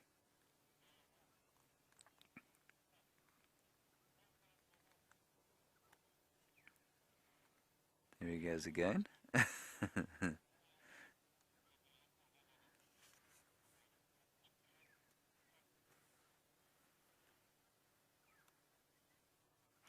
Chris, this is an astounding question. You say, do people wrestle buffalo in South Africa? Chris, I assure you that were this animal to be wrestled, it would be the very last animal that the wrestler ever wrestled, because these chaps are not to be played with. They are very easily upset and very easily threatened. And although that buffalo looks about as docile as a sort of stuffed taxidermied animal, they get very cross very quickly. And quite unlike Daisy the cow, they will take you out at a moment's notice if they feel threatened. So were you to ever get into proximity close enough to grab a buffalo by its horns, I can assure you you wouldn't be coming out of it even if you were the best animal wrestler in the world. No. Chris, they are not to be messed with. Go ahead, Ephraim. No, I just saw Elvis. He said that the tracks, he thought he saw them on Philemon's cut line going north into that block. I didn't see them there, but I was live. So I'm just going to keep checking around this area. A couple of people now trying to follow up on Shadow. Alrighty, let's go to Treehouse Dam and see what we can find there. Chris, I won't be wrestling any buffalo anytime soon. You, Bryan? No. And I mean, Chris, that animal, just to give you an idea, weighs 800 kilograms. That, if you multiply by 2.2, is roughly 2,000 pounds. So very, very large indeed. And we were talking about the Birmingham boys today, and I know that we saw two of them. One of them died, we think, as a result of an injury from one of those things. That buffalo will toss a lion into the air very quickly and very easily. A lion weighing up 200 kilograms, so 440 pounds, will think twice about taking on an animal like that. So I think a human wrestler or animal wrangler should think more than twice about taking one of those chaps on. Right, we'll have to go and check Treehouse Dam, see what's down there. While we do that, let's head across to Stef and get an update from him. Welcome back to the bushwalk. And while you were having a look at that those buffalo, which are quite nice, we found a buffalo thorn. Now, while not as dramatic to look at, and this one is definitely dead, these ones definitely don't smell as bad. But why I wanted you to come through here is to have a look at this buffalo thorn. You can see that there's a hook thorn and a straight thorn, and if I turn it slightly, you'll notice that the tree follows a zigzag path always away from the pointy thorn, not the hook thorn. And a very dear friend of mine, a tracker of mine, a guy called Richard in Dubai, he told me that this tree is a life lesson. And if this is the course of your life, and these are decisions that you need to make, it's always best to learn from the mistakes you've made in the past to avoid the same mistakes in the future. And that's the way, he says, the path, or the tree of life, as he called it, goes through to its terminal point. Quite nice, eh? So just to reiterate again, the path of one's life is a zigzag, and that there's every zig, there's a decision to make, and it's wise to learn from the mistakes you made in the past to avoid the same mistakes you make in the future. The tree of life, buffalo thorn. Right, but that's also not exactly why. That just happened to be where we were standing next to. But what's really caught my attention is this. This is a fairly fresh pile of elephant dung right here.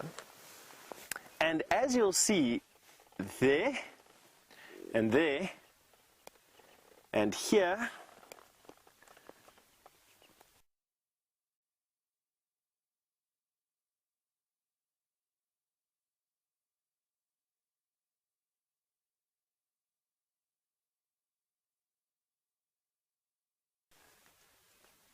and here, all over.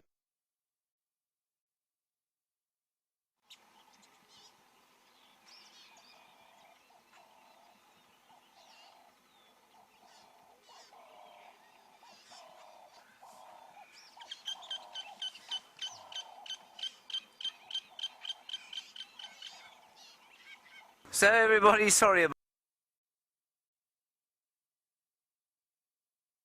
about that. It's going to give me great pleasure to tell you what I'm now going to tell you.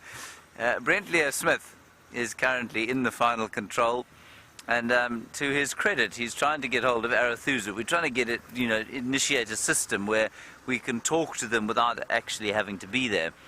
But he commandeered one of the radios in the final control and managed to seemingly destroy the entire stream. We're not sure exactly how he managed it, and I'm going to rag him, of course, consistently from where I'm sitting, knowing that he's totally unable to defend himself. He can just sit in the final control and steam as I blame him for what happened.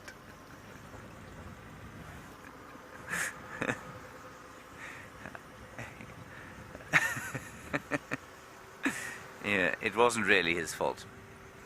Well, sort of. It was, maybe. We'll leave it at that.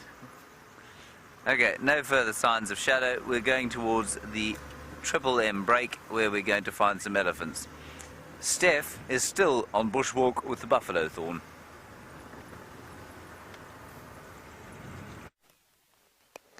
Welcome back to the bushwalk. And if you've just joined us, I'm Stef, and we are walking around here live in the African bush, and we've got a puzzle. And it's a puzzle that even myself and Herbert, with all our combined experience and all our combined knowledge, can't yet fathom. We don't know why this is the puzzle. We don't know why there would be all this effort made by a dung beetle to make these dung balls and then just leave them. Why would these dung balls be buried in this dung pile and be left? Now, as I'm speaking to you, I'm thinking about what dung beetles are. They're classed into, broadly, 3 different types of dung beetles. You get dung beetles that make balls and bury these balls underneath the dung pile. Then you get dung beetles which bury their balls inside the dung pile. And then you get dung beetles which transport their balls from the dung pile away. So, again, under the dung pile, it's called an ectocoprid. Inside the dung pile, an endocoprid, and moving away from the dung pile, a telecoprid. And I think what we've uncovered, and this is just what I think we've got some endocoprids. This is a dung beetle that's buried his ball in the dung pile, and inside here is an egg. And inside this dung beetle, this dung ball would be an egg. The larvae would hatch at some point, would feed on the dung that's compressed inside this ball and come out as a dung beetle. However, and this is the however part, I've never before found dung balls this size inside a dung pile. And so that's the puzzle. I don't know why. Why would a dung beetle spend all this energy to make a dung ball and then not bury it or not take it away, especially of this size? So good puzzles this morning. I don't know, I'm going to have to give it some thinking. If you want to join in my thinking, you're welcome. You're obviously welcome to send through whatever comments you have, or if you do find out something about that, send it through to questions@wildearth.tv or use the hashtag SafariLIVE, and I'll try and share it with as many of you as I can. Right, let's carry on going.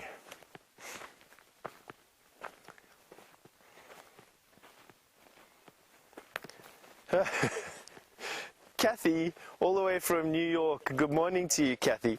Kathy, you just said you've never seen any guide show you an earthworm, and do we have earthworms here? We absolutely do have earthworms here, Kathy. They only really come to the surface where we can show them to you, though, during very, very wet days. Not only that, but they're also nocturnal. They tend to move around at night time, even when they do come out onto the surface, even when their tunnels have been flooded. Although it's not impossible to find earthworms, Kathy, all we need to do is dig to where there's water, and then we should find you an earthworm or two. Difficult, and not with this little stick today, I must be honest. this time of year. But yes, we absolutely do have earthworms here. As to showing you why we don't show you, generally it's because they're nocturnal for the most part and only really come out of their subterranean tunnels when they've been underwater for an extended period of time.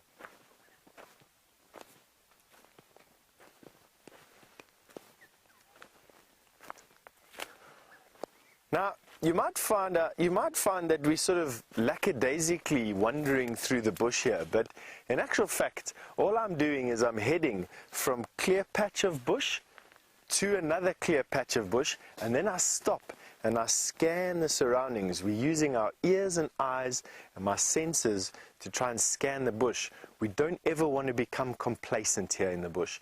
The reason for that is because anything can be in this bush. Elephant, buffalo, rhino, lion and leopard, and they all pose a significant threat to us. So we're quite careful when we move through the bush like this. But on that note, and because Providence has given it to you, James Henry has an elephant he's just bumped into. Well, indeed, James Henry does have an elephant, as does Bryan, and therefore as do all of you. There is our elephant. And he is a massive, massive bull, probably about 500 feet from us. But every so often you can see him lift his great head Here he comes. I think he's going to come towards us. I hope he's going to come towards us.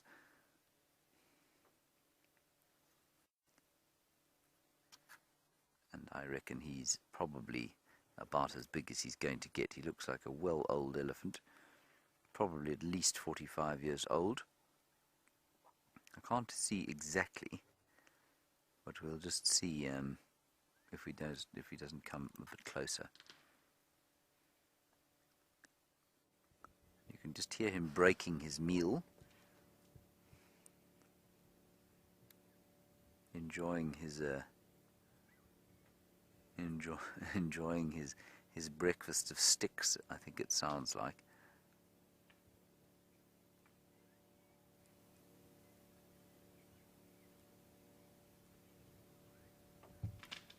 But it's just turned into one of those beautiful winter's mornings when there's a little bit of nip in the air, but the sun is warming us, and I've no doubt that that elephant is enjoying the sun almost as much as we are.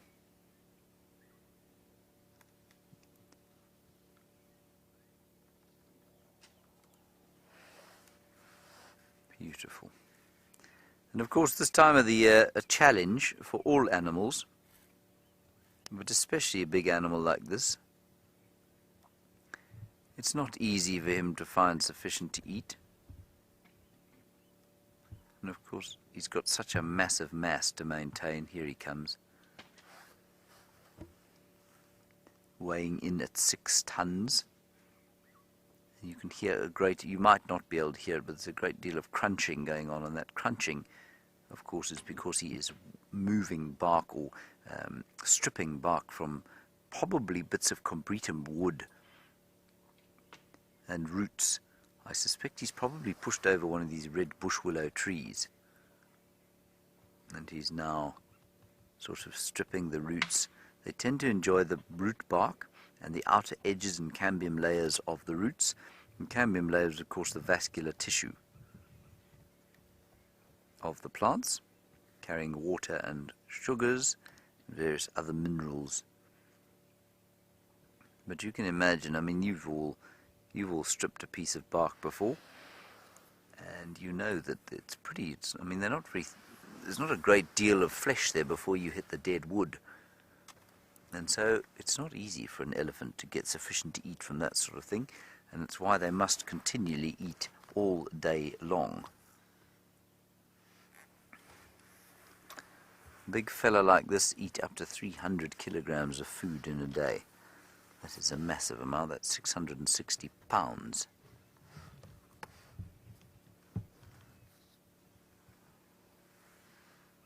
But he doesn't look like he's going to come any closer for now. But let's just sit here and see if he doesn't pop out. Because it does sound like there's some other elephants quite close by.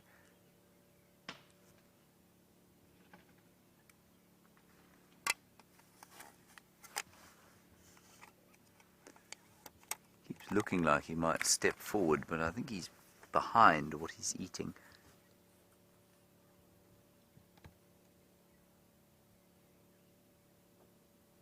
Oh, he's streaming from his temporal glands there, I see. So something's got up his nose. He might be in must, he might just be irritated, he might be nutritionally stressed. He's had a fight with a lady. Causes me to stream from my temporal glands.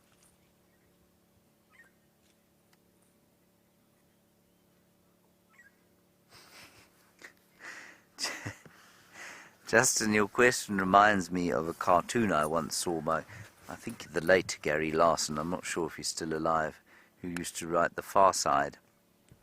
And you want to know if we could, would we put a collar on, and if there was such a thing, and of course this is just a thought experiment, if there was such a thing that could translate animal calls into English, would I do that? And if so, what animal would I put it on? It reminds me of this cartoon where some sort of a fictitious scientist did just that, and he designed something to put on a scientist's head, and then he would walk down the street and you could hear what the dogs were saying in English. And I don't know if I'll describe this correctly, but you had the speech bubbles coming out of the dogs going woof, woof, woof.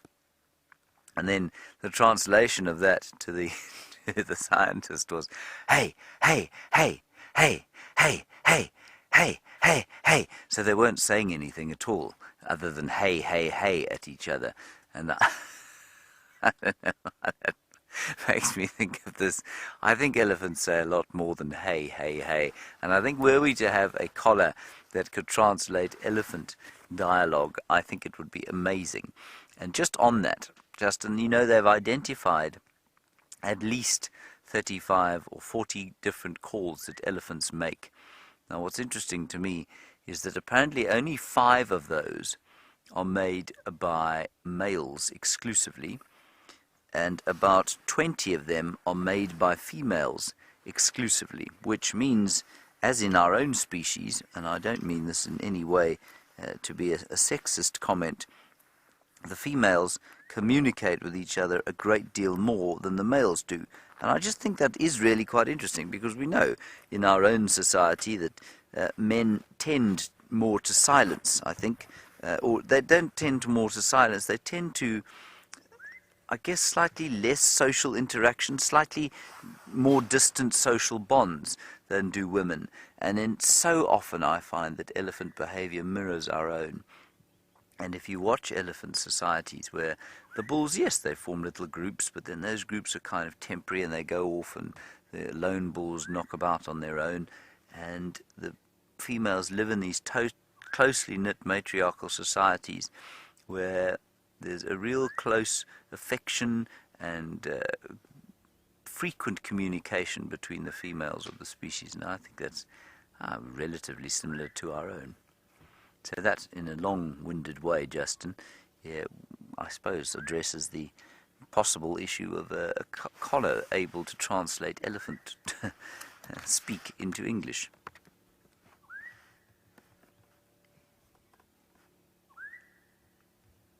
I often wondered, these people who say they can speak to animals, and I'm not for one second saying that they can't, but how it is, or in what language the animals talk to them, or how they get an understanding of what the animal's saying. I mean, what happens if it was a leopard that grew up in India, for example, and you didn't speak Tamil or Hindi? Would you be able to understand what the leopard said? Bryan? Maybe. Maybe. Come on, come out here, elephant. Oh, brilliant. Thank you, Sharon. You say that Gary Larson is not dead. That's brilliant. Has he retired, Sharon? Because I cannot remember seeing a cartoon from him, a new one, for many, many years. And if you don't know what The Far Side is, everybody, by Gary Larson, go and have a look. And Safari Dean apparently has posted that that dog and scientist with his dog translator head on Twitter. Check it out. It's #SafariLIVE. Hey, hey, hey, hey, hey, hey. And he retired, gee whiz, 11 years ago. That's quite, no, he didn't, 21 years ago. Lucky old him. Alrighty, I don't think this fellow's going to come any closer to us. I think he's far too intent on his bushes. So let's go forward and see if we can't find something else. Marvellous sighting, that. Love seeing an old bull like that. It's so peaceful to watch an elephant bull just feeding quietly. Now there's an oriole called... Oh, we never see these... Oh, you stupid bird! There it goes!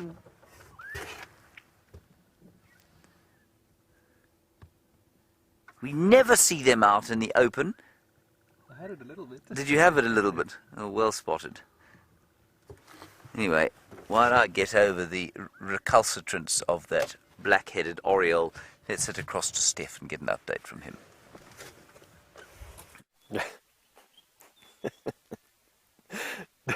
I must say, I have much empathy for James. I really feel his pain. Him and I have the same sort of repellent nature to things that are around us that are generally considered of high safari value.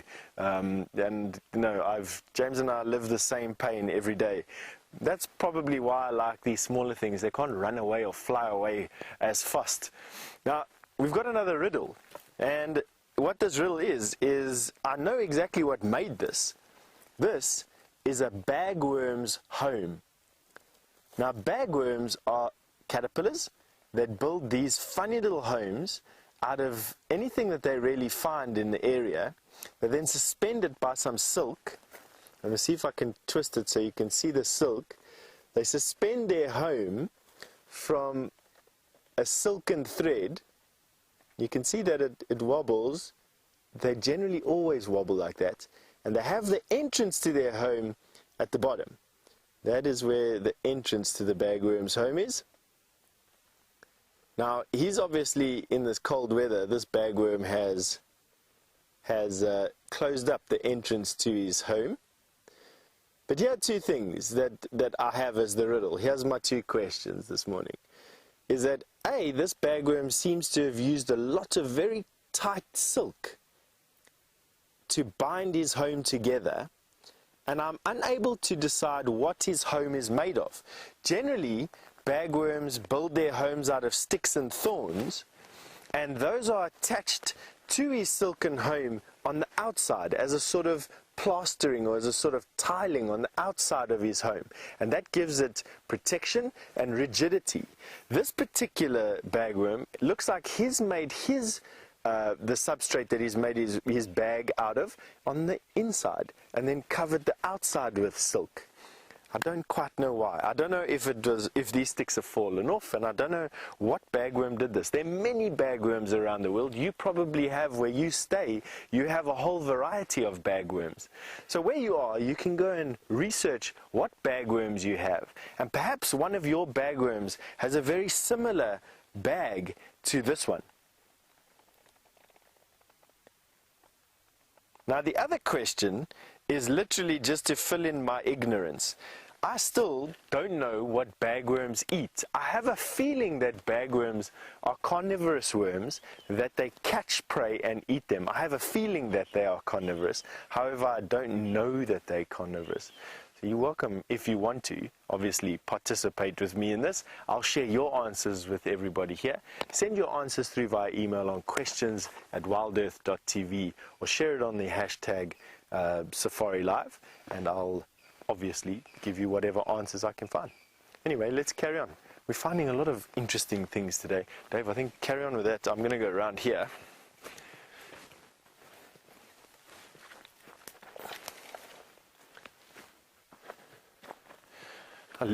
Leopold has just asked me, good morning Leopold, sorry. Good morning Leopold, you've just asked me if I'm more cautious around poisonous spiders than anything else. I think I have a healthy respect for poisonous spiders, Leopold. I also have a healthy respect for poisonous snakes. I don't touch either. So I won't touch a poisonous spider with my hand. I won't touch a poisonous snake with my hand. And because I've got a little boy, I don't tolerate them in my house. I know it sounds a bit weird, but poisonous snakes we remove out of the house. We have a pair of grab sticks, tongs, and poisonous spiders, if I can remove them with a piece of paper and a glass, by putting the glass over the spider and then sliding a piece of paper in underneath to then take it outside, I try and do that. I don't tolerate them in my house. Almost any other organism is welcome to live in my room, in my house, in my backpack, just those two not. And obviously a good question now would be why. The why is that for many of these species of snake and for many of the species of venomous spiders out here, there is no antidote. And if you get bitten, there can be some dire consequences. You can lose functionality in your limbs. You can have respiratory and heart problems for the rest of your life. And I'm definitely not keen on any of those things just because I want to poke something with my finger. So hopefully, Leopold, that answered some of your questions. Now, Dave, watch out for this. This is what they call a wait-a-bit bush. And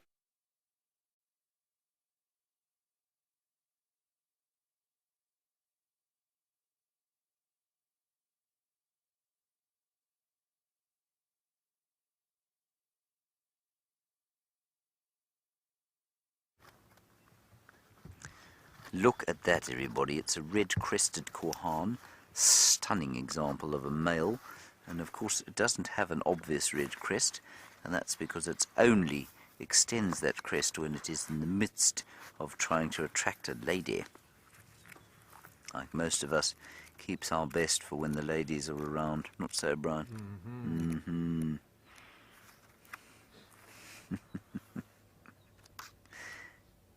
And it makes the most amazing display.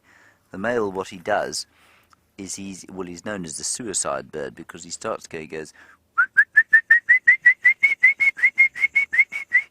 and he flies straight up into the air, folds his wings and drops to the ground. And if he's very clever, he'll open his wings before he hits the floor. But some of the young ones apparently ain't so good at that, and they they forget to open their wings, and then they get a headache. But like Brent Smith falling out of his tree yesterday. And now many of you wouldn't have seen this, of course, because this was during our rehearsal. But Brent situated himself in that big torchwood tree that many of you will know, Nicky Austin's favourite tree. And there he was sitting, perched like a, like a sort of an explorer of old, surveying the landscape. And unfortunately his descent was rather amusing, because he slipped, and then uncontrollably his face went pale white, his mouth dropped, and he fell out of the tree. And we did a slow motion replay of this whole thing, and the poor fellow fell. I mean, he's very lucky he didn't damage himself, but he fell about 3 meters, which is about 9 feet. And if you would like to have a look at it, well, I think you would like to have a look at it. So here he is.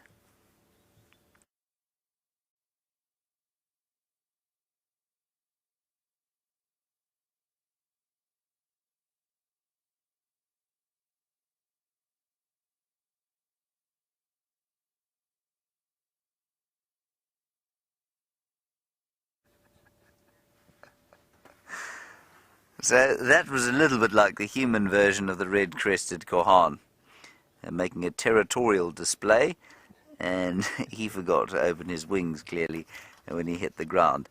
Now, I don't know how he managed not to hurt himself there, but it was quite impressive. It says quite a lot for his athleticism, I think. Anyway, let's carry on. I'm giving up in this area of shadow. We're going to go off to Buffelshoek Dam and see what we can find there. Those lions were heading that way. We did have, Jamie of course had those 2 lionesses there yesterday morning, and then 1 lioness yesterday evening with the 2 males. In fact, there were 2 lionesses I think yesterday evening as well. And one of them, she is convinced, was about to give birth, and I certainly wouldn't disagree with that in the slightest. So maybe we'll be very lucky. Let's go and look. We're on the southern boundary now, and apparently Karula crossed to the south just ahead of us there.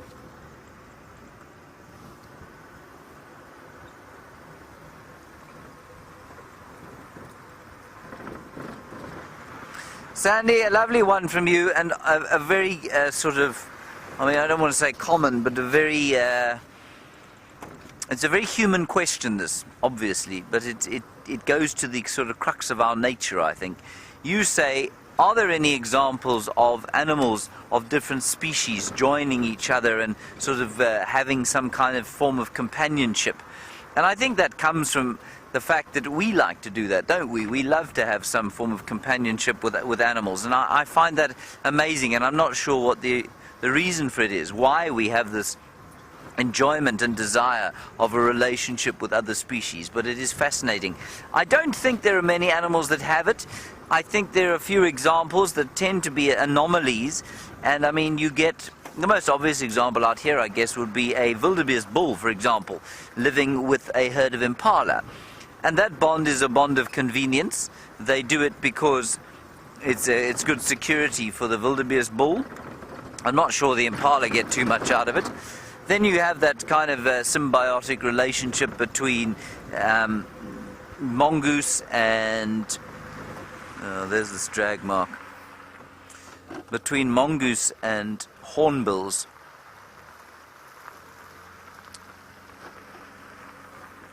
Oh, look.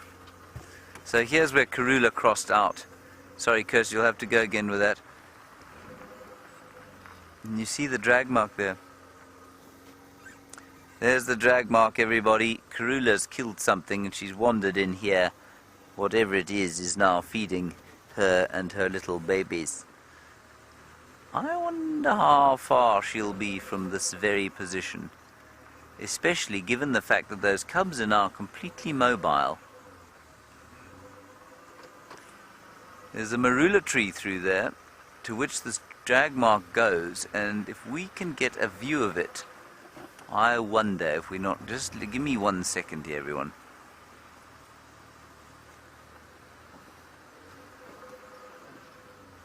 Let's just keep an eye, because we have the super zoom camera. And we might be very lucky.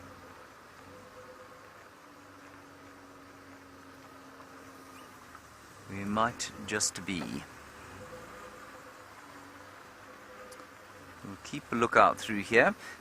So I was just talking about the mongoose and the hornbills,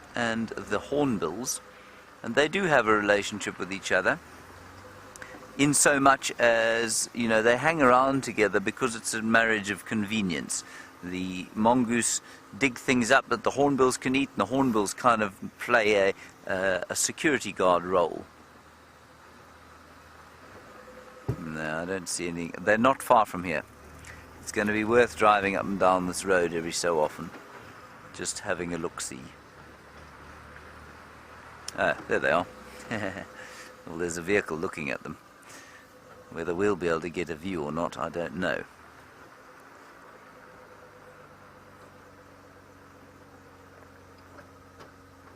You see the car in there, Bryan?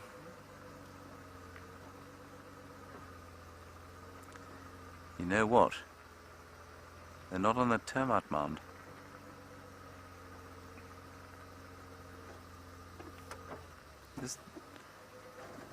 Sorry, let me go forward. Just pound that zoom lens onto the termite mound there and see if there's anything there. Niggers. But they may well use that as a little sort of play spot. That is so dreadfully tempting to become a trespasser right now.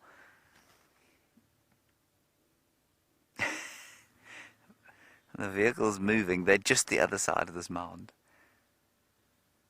The vehicle inside there is moving, and they're all kind of looking just to the right-hand side of the mound there. Anyway, I don't think we're going to see them.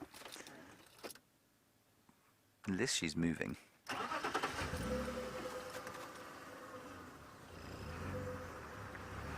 Sorry about that. That was very close, wasn't it? Could have been great fun. Anyway, in terms of an actual bond though, Sandy, no, you know, in the wild it's so I don't think it happens. You get these anomalous things where like a lioness will kill a baboon and then adopt its child for a while. Normally the child will then be, or the baby will then be eaten by another member of the pride. But very few interspecific bonds where animals actually actively live with each other. You know, there is one. I've got a really good example of one. There was at Mombo in Botswana, which is in the Okavango Delta. Other way around, the Okavango Delta, which is in Botswana. At Mombo, they had a single wild dog. She was lonely, and she hooked up with a little pack of blackback jackals, a pair of them, and she used to live with them, and they did have an affectionate relationship where they would greet each other.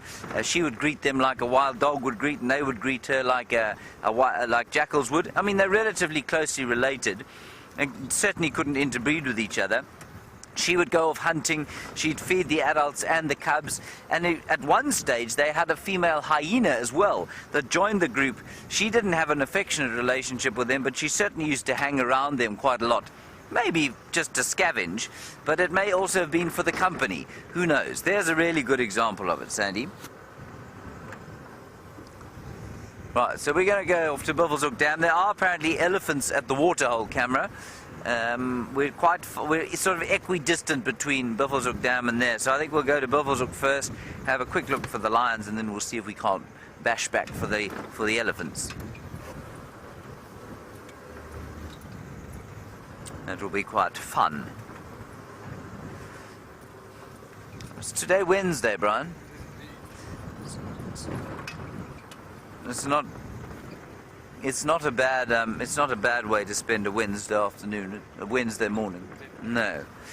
And many of you, thank you, you thought it was very funny watching Brent fall out of his tree. I thought it was very funny, but like most of you, you say, what about his hip? That was precisely what I thought when I saw it, because he lands quite heavily on his feet. But his hip seems to be fine. I haven't seen him this morning. We'll find out. I think today will be the clincher. You know, I think he was warm and full of adrenaline yesterday, so he was fine. But today we'll see if he's damaged himself. But he's unusually naturally athletic, is Brent, so I think he'll be fine.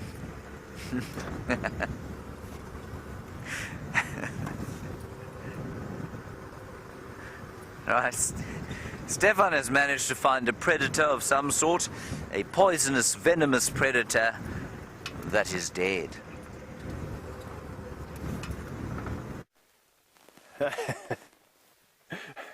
Poisonous, venomous predator that is dead. We're talking about unlikely associations. Have a look at this bush that we've just found here.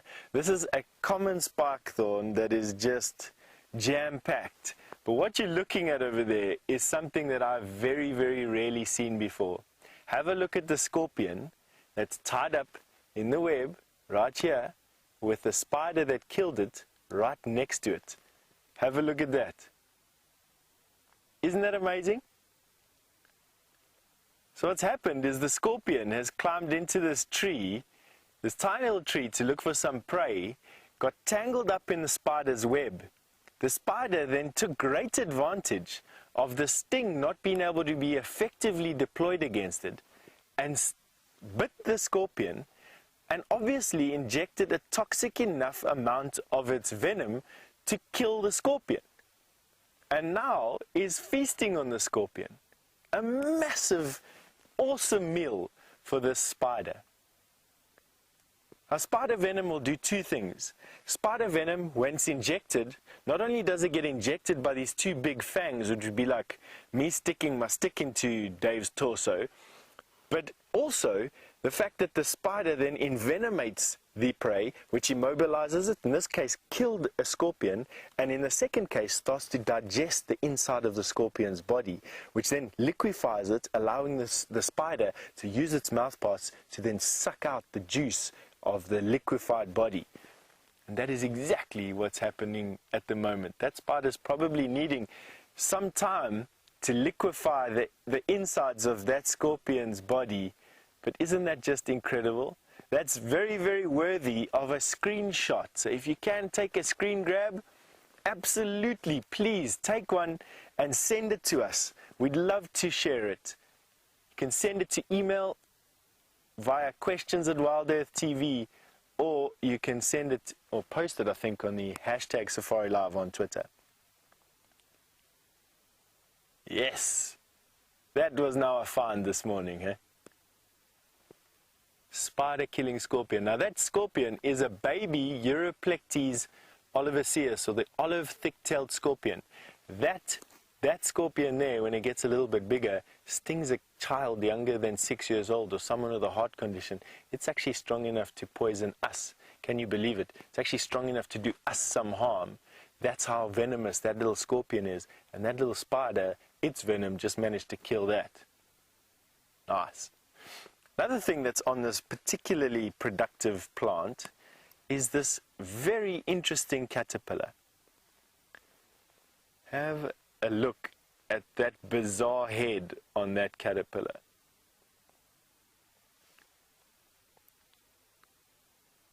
Isn't that the weirdest thing you've ever seen? Now, I don't know what caterpillar that is. To be honest, I have actually seen this caterpillar in my moths book. I just cannot for the life of me remember what moth or butterfly this turns into. But that very, very characteristic face or head on this caterpillar is what is giving it away. Oh, Man, this is just such a cool finding.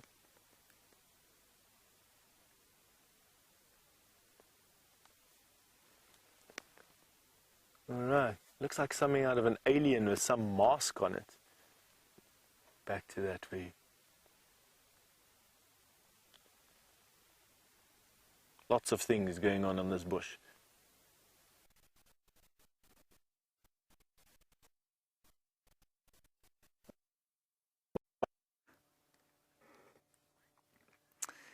There is a Batalua, everybody. And he's very unfortunately silhouetted by the brightness of the sun. But still, he's a very pretty fellow. I was going to take a photograph, but I'm afraid the light is too much behind him. Can't tell if it's male or female from here. Hang on a second, maybe let me just look with my binoculars. But he's very, very confidingly sitting there, and there's a pair of them. That's Mrs. Batalua. There's a pair of them that lives around here, and we've seen them with a juvenile many times, who I think is struggling to leave home, probably about a 4 or 5-year-old bird. Not quite with adult plumage. That is the adult, though. You can't really see it, but she's got quite a lot of brown on the back of her wings. As I say that, I'm just going to... Oh, there we go, Bryan, the usual story. Very nice, very nice. The usual story, for those of you who don't know, everybody, is that as soon as I see an animal, it feels the need to void its bowels, which is offensive, I think. And Mrs. Batalua of Leadwood is no different. I say Leadwood because that's the road we're on, and they have a nest pretty close by to where we're sitting now. She's just surveying her domain on this Wednesday morning. Feels almost Sunday-ish. It feels so lovely and relaxed out here. But it isn't Sunday, is it, Bryan? No, no, no.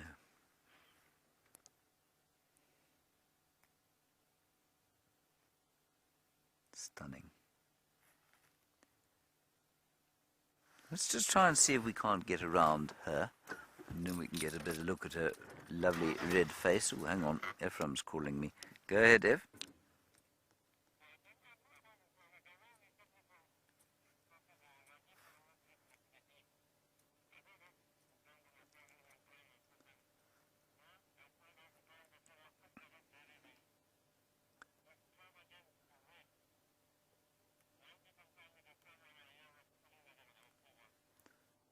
Ah, okay, copy that. Thank you, F. Well done. Ephraim just said he followed the tracks of Shadow. He found the tracks, but they've crossed back into Arethusa. So we're a bit far from there for now, but we will definitely try and find out what's going on there for the afternoon. Right, on we go. It's interesting that she did that because she had the baby with her. You know what? Maybe she crossed. I don't know. I don't know what's going on there. I'm sick of trying to guess and then being proved horribly wrong. There's a better view of the Batalua. Mrs. Now you can see she's a Mrs. here. Well, obviously not quite yet. But papow. Now you can. Because of the brown all the way to the bottom of her wings. James Richard, you want to know how many of the birds of prey out here are territorial, and who has the largest territory? As far as I'm aware, most of them are territorial, but the one with the largest territory is the martial eagle, and unsurprisingly the largest eagle. They have a territory of approximately 150 square kilometers. Now that's just shy of 100 square miles. And so, I mean, one pair of martial eagles will cover the extent of Arethusa, Cheetah Plains, and Djuma and surrounding properties. And that's why we don't see them that often. But about 150 square kilometers, 15,000 hectares, or what's that, 35,000 acres. one territory for one pair of martial eagles. Alright, Mrs. Battier, you've given us probably all you're going to for the day. Let us go along to Biffle's Hook.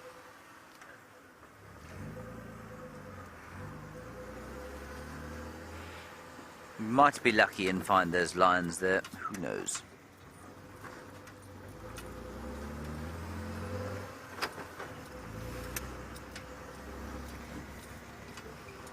Alright, let's go to Stef and get a quick update from him. We're going to drive quite quickly for the dam.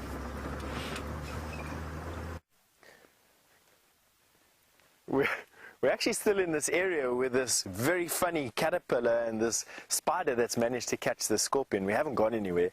To be quite honest, this is actually quite an amazing sighting. For me so far, sighting of the day. For those of you who have just come back to the bushwalk, we are on foot, live, in the middle of Djuma Private Game Reserve, right on the western edge of the Kruger National Park. Some 8 million acres of wildlife and Big Five country, basically. And we're on foot. We're far away from everything, and what we've done is we've found a spider that's caught a scorpion. Now we just want to show you again, only because it's just so amazing. And for those of you only joining us now, I'll give you some time to share.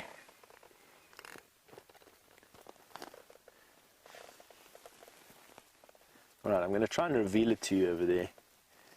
There you go. You can see the spider has now moved slightly with me, just shaking that bush a little bit. But you can see her legs sticking out the top, just above that scorpion that's now suspended in her web. And I have no doubt that the scorpion was unintentionally caught. The spider did not hunt the scorpion. I think the scorpion blundered into her web. What was lucky for the spider was that the scorpion's tail probably got caught in the web, and she was able to approach the spider from the side, staying away from its pincers, and envenomate it. That would have caused the scorpion to die, and then she was at leisure to sit and feed on this most brilliant meal that she's got for herself. Additionally, we've also got this awesome caterpillar that's on this leaf. Have a look at this caterpillar. Looks like he's got a mask on.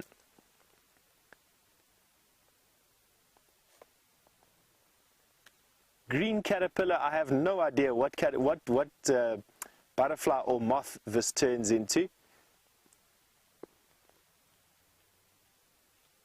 But I have seen this before. I just have a vivid memory of my butterfly book having a picture of one of these caterpillars in.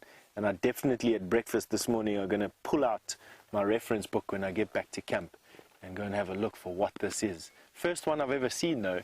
I mean, I've been doing trails in this part of the world for the last 17 years. And I can't actually remember ever having a sighting where I've seen a scorpion caught by a spider in a web. You do get certain spiders that hunt for scorpions. The solifuge arachnids, they're not really true spiders, but they look like spiders. They definitely hunt for scorpions. A solifuge or a sun spider, the most grotesque looking insect that you can possibly find. Go and have a look at one when you get a chance. And then that little caterpillar I also haven't ever seen. So this is a first for me. You joining me from wherever you are in the world for perhaps the first time, maybe a couple of times you've been watching me over the last year or so, but I've been walking around here for 17 years, never seen what we've seen on this little bush. And just to give you an idea of what's happening on this little bush, we're going to take a step back, and you can see that this is probably the only bush in a couple of yards to either side, standing in the middle of this open area, and you've got all this action happening on it. Wonderful, eh? Amazing what's happening in all these bushes around us. I mean, it just makes me want to stop and just sort of stick my nose into everything here, but that would be incredibly boring for you to watch. So we're going to carry on walking down this game path. We're actually on a game path here. Now, what a game path is, it's a path that animals use from an area to another.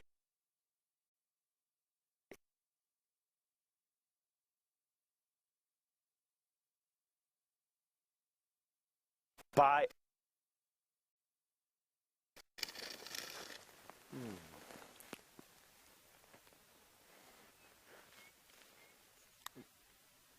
Right.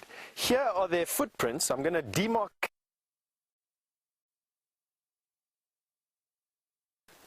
We have got impala. This is this.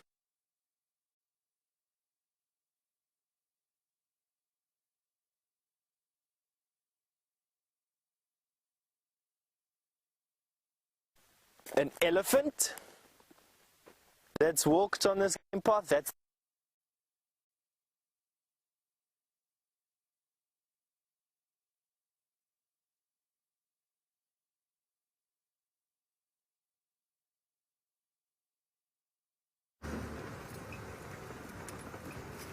Sorry about that, everybody. We're on our way to Buffelshoek Dam. I'm afraid I'm going to have to remove this microphone from the top of my head because it is now starting to dig into my bony skull. There we go. Oh, it doesn't have its clip on it anymore. So I'll just stick it to my face. Yeah, How's that? that was good. That was the best spot. Was that the good spot to have it like there? You got some gaffer? I do.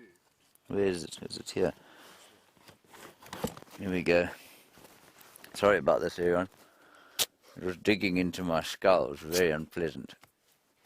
But it'll be much better now. How's that? Yeah, that's great. Is the audio good? Yeah, it sounds very good. It's Crisp and clear. Yes. Okay, perfect. Right, on we go. I'm like Britney Spears in concert. Just better looking, yes. I'm glad Britney doesn't have facial hair. She'd be infinitely less attractive.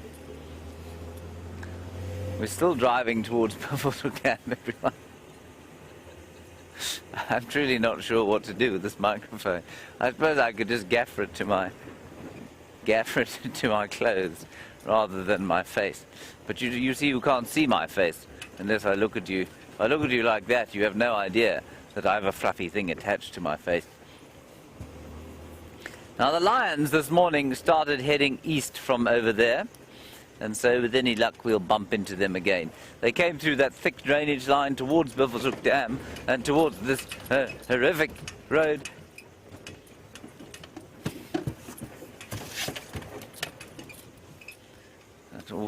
That always gets me. And maybe those lady lions as well, specifically the one who we hope has given birth.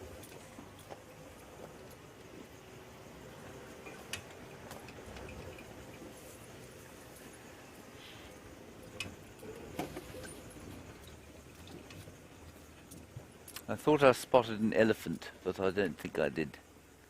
I may be talking nonsense. Hello, Jenna. Again, well, I don't know if this is Jenna Brown again. But Jenna, you want to know about how many lion cubs a lioness can have in one go? Well, up to 6, apparently. I've never seen that. I've heard in captivity of 8 lion cubs being born to one lioness, but I think that's extremely unusual. Normally 3 or 4, sometimes just 2, and the lioness that's at Torchwood at the moment, and where she's been keeping her cubs, has only got 1. So that's quite interesting. So anywhere between 1 and 8, normally 3 or 4. I'd say 2 or 3, much like with leopards, is a good number to have, depending on the size of the pride, because of course it's not easy to keep them all alive, and it certainly helps if there are 1 or 2 lionesses in the pride who are lactating, and that helps them look after all of them.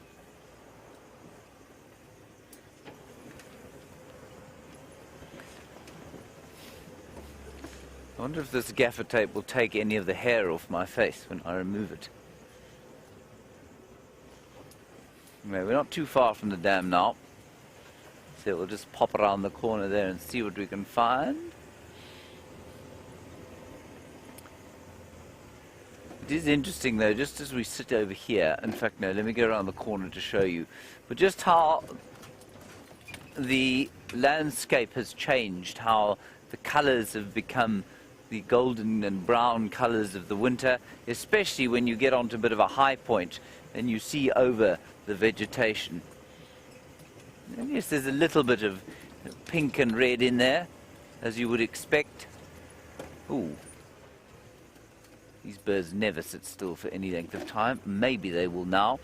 The green wood hoopoe, aka used to be red-billed wood hoopoe. Can you see the one up there, Bryan? Well spotted. Oh, beautiful. Look at that. Stunning.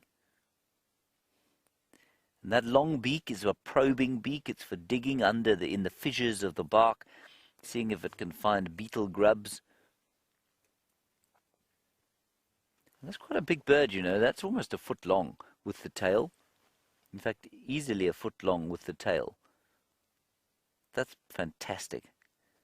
Amazing shot. And selecting specifically for that dead piece of branch where there's likely to be rotting wood and therefore wood borer beetles and things that have laid their eggs inside. Very nice, Bryan.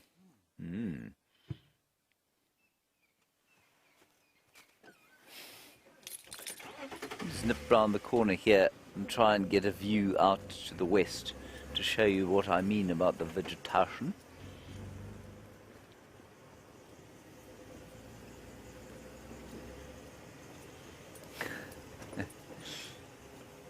Maybe.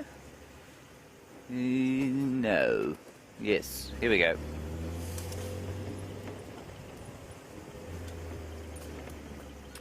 There, so you can, the camera will now sort of skim over the tops of the trees there. Can you do that, Bryan? Or is it, have you got sufficient height?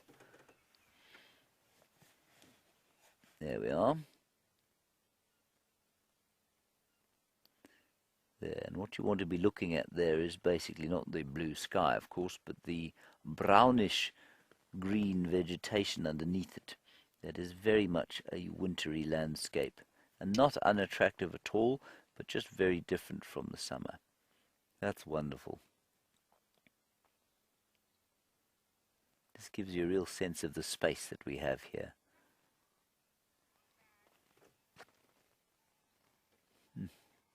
Wonderful.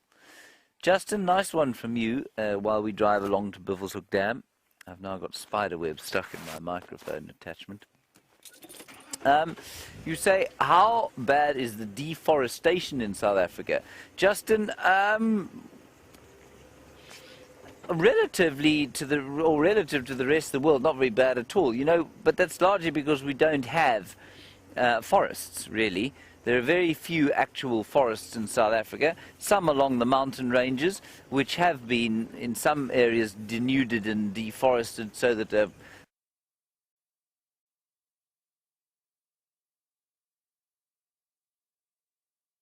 exotic plantations can be planted, and that's a bit sad.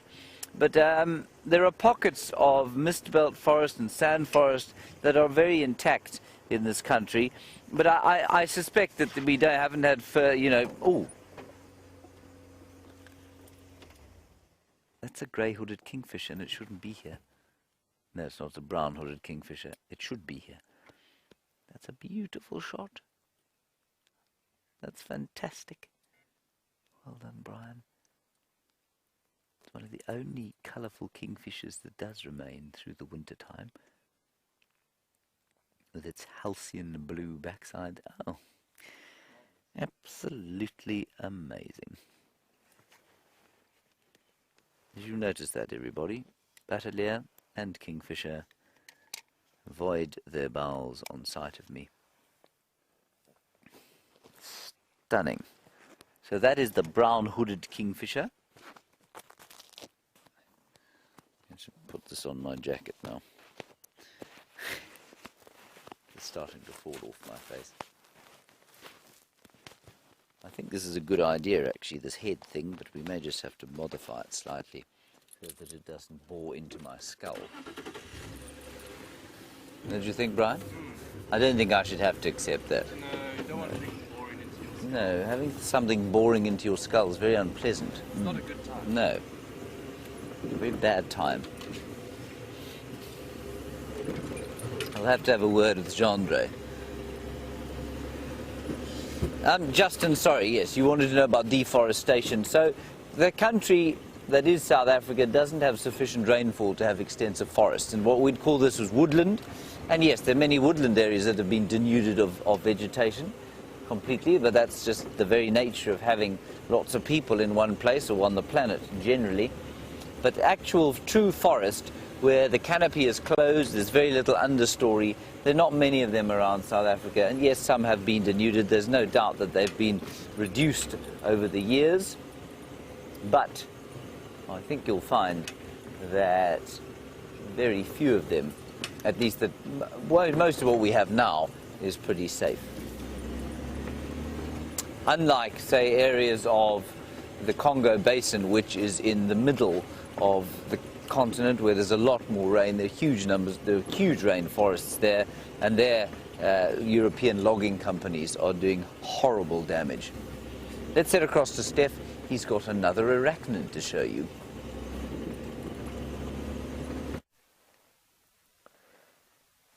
All right, so welcome back to the bushwalk here. You with myself, Stef, and what we've done is we found you another patch of bush that's seemingly got nothing in it,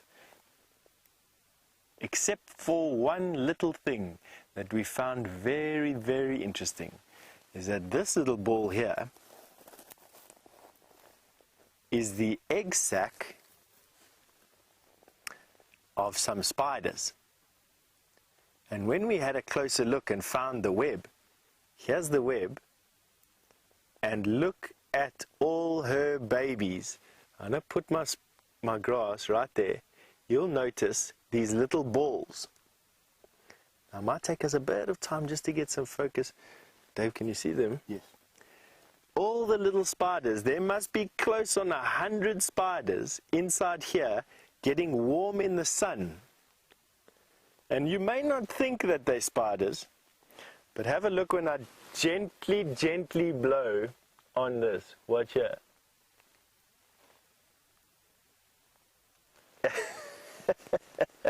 Isn't that the most incredible thing?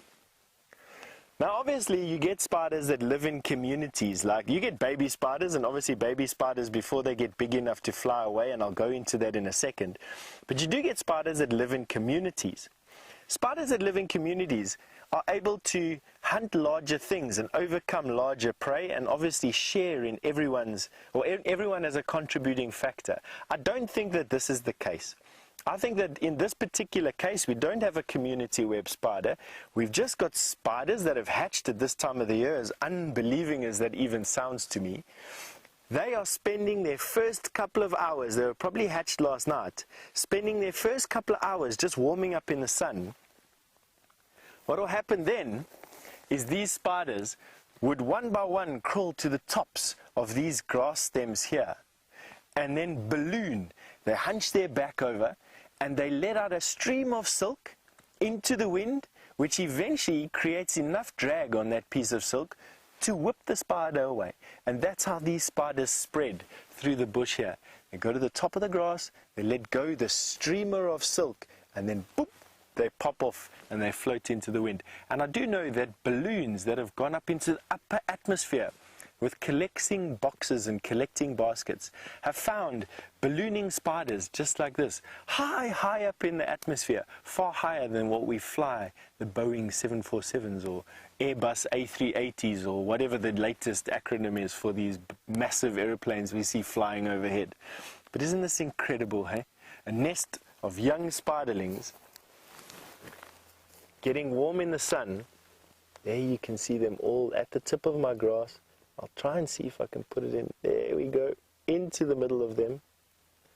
A bunch of these little spiders. Have a look at them all moving inside there. They have actually, in actual fact, ecdiced for the first time. These here are their exoskeletons from when they first came out.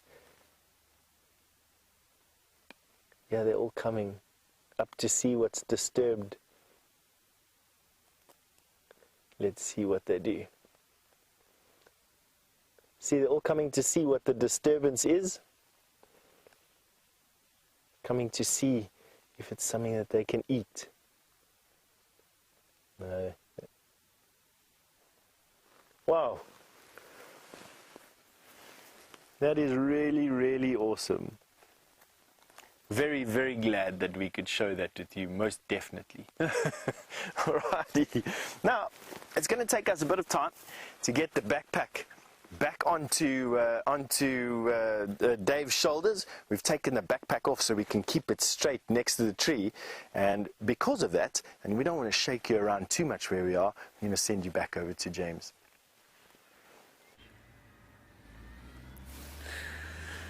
There is an enormous pile of dung, everybody, and just behind the dung is what actually we wanted to show you. Ha ha ha! Kirsten thought we were only looking at dung. We're actually looking at a lioness. There she is. It's the same lioness, I think, that Jamie had around here yesterday evening.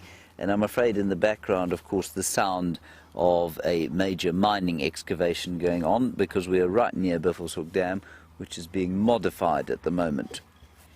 She doesn't seem to be vaguely affected by it, but she is lurking around this drainage line to the east of the water.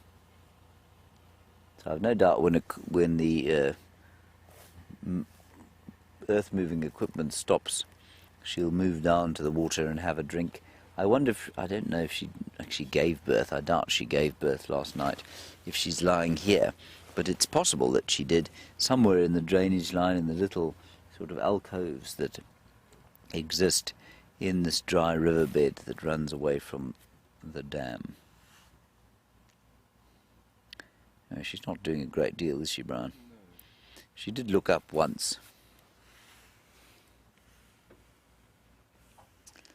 Erlene, good question, to which I'm not sure I know the answer, but I think I do. You say, have the Birminghams been introduced to their cubs yet? I think they have. I'm pretty sure that a male was seen with the Torchwood female and her cubs. That's the Nkuhuma lioness and her cub. I think they have seen a male there. I know male tracks have been in and out there continuously, so I think it's very likely that those males, or at least one of the males, has met. It's his or her cub, not his or her cub, his or his brother's cubs. I'm not sure about the other ones, because we haven't seen the other ones yet, and we think that they're probably not too far away. When you turn your head, you lose an audio. You can't hear me when I turn my head. Okay. How's that? That's great. Is that fine? Shall I just, maybe this? Now there we go. Now it's okay. Now we're talking. Okay. So now, I mean, my audio won't be muffled at all. No, Yes, okay, that's the winner. Good. Let's have a look at the lions.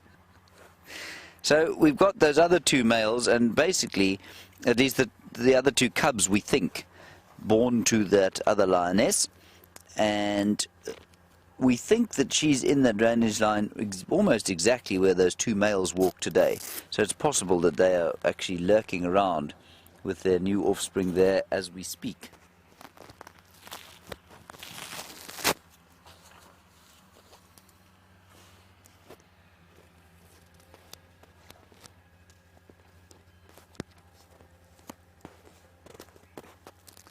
Hello, Bruce. Nice question from you about why it is that a lion's tail has got a pom-pom on the end of it. We think that it's largely for a following mechanism. Basically, if you can find any animal out here that has something unusual on its back end, is normally sort of written off to a following mechanism. So when the lionesses follow each other on the hunt, or when they are when they're leading their cubs through thick bush, then obviously that fur ball on the back of the tail makes a big difference. It helps them to follow each other. And so we think that's why, in the same way that we think that's why they have black on the backs of their ears. We think that helps them to basically find each other when they're hunting. And while white might be more obvious, I think the contrast provided by the black certainly does play that role. And of course, you know, in the middle of summer, a lioness doesn't find it too hard, or lionesses don't find it too hard to follow each other because it's green, and that color that they are actually stands out against the green. Well, it stands out sufficiently for them to be able to follow each other, but in wintertime, as we go into a time when the cover is supposedly less, that's when a lion's colour really comes into its own. When all the vegetation turns that same tawny colour, it's a really effective colour to be. And then that tail sticking up above the grass, or the black ears just filtering through the leaves, is a very effective way for them to follow each other. But she ain't doing much, this lioness, and I can't see any suckle marks on her, so I'm going to guess that those little ones haven't been born just yet. If she is indeed pregnant. I mean, I think Jamie's assessment of her pregnancy certainly looked extremely valid yesterday when I saw her. Oh, but her nipples are a bit distended. You know what? Let me move a little bit. Let me move a little and see if we can't get another view. How's the audio sounding now, Brian? Is it perfect? Does it sound crisp? You look like a pharaoh of sorts. A pharaoh? Yes. Good. Excellent. Do you think Gendre will be impressed with my innovation? Exceptional. Kirsten says I look like an idiot, Brian. But that's rude. Kirsty is just She is rude, isn't she? horrible. Dreadful person.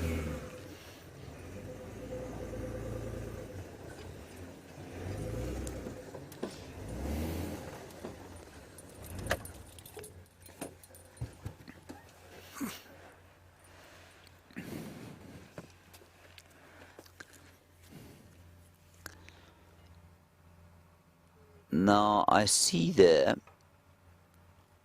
Well, no, there's no suckling going on there.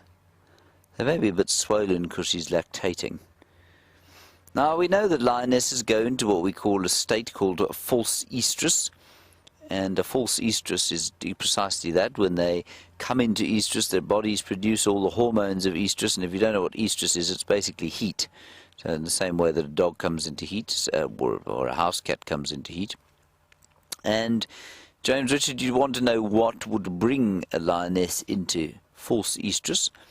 Well, it's normally other males, of course, which I think we've been through with sort of the Birminghams.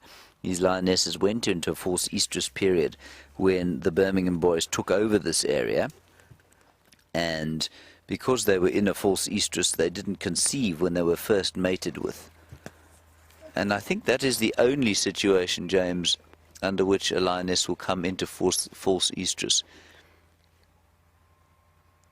I don't think that there are any other sort of circumstances under which she might. You can hear a squirrel alarm calling off to the sort of right-hand side of us, which is basically behind your head if you imagine yourself in a 3D environment. It might be worth just going to have a little look there.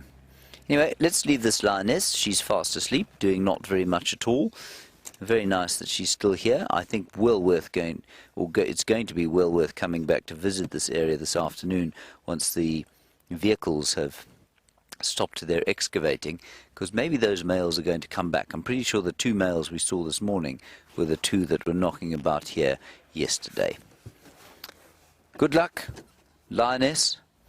Don't get up on our account. While we get out of here and I perhaps reposition my microphone, let's head across to Stef on Bushwalk. Can't exactly say that I've got something any more interesting than a sleeping lioness, but lions, you know, that's what they do. They're active the whole night, they sleep the whole day. But in this particular patch really caught my interest. When we were walking down here, these roots caught my interest. It's a pretty robust root. I mean, let me put my...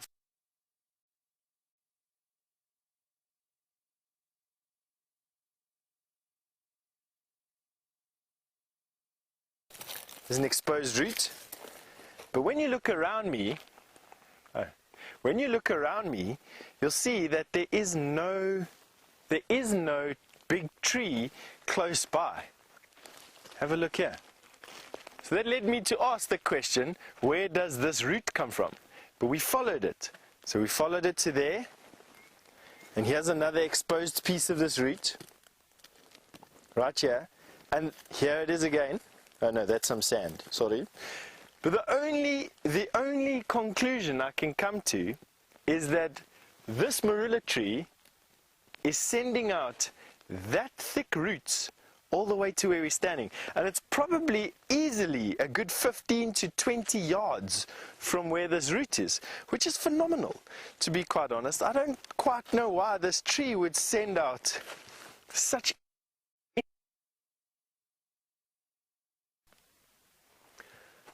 Right here where we're standing.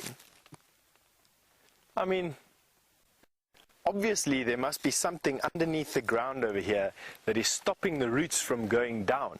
That can be two things. Either it's too wet, which doesn't sound like it's feasible this time of the year, but it could quite easily be. Either it's too wet, trees don't like to be drowned, or they've hit some rock. Underneath here there's some rock, and the tree can't send its roots down, it has to send its roots across and spreading out over enough area so that it gets enough water and enough minerals. It's the only two conclusions that I have as to why this marula tree has sent its roots out so far. And what we'll do is we'll walk a little bit of a distance away so that you can get a true scope of where it is. I might even count it out for you. I think this is probably close enough or far enough, Ed.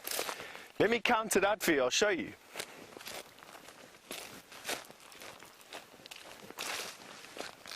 So this is the tree that I think those roots come from, and this particular root goes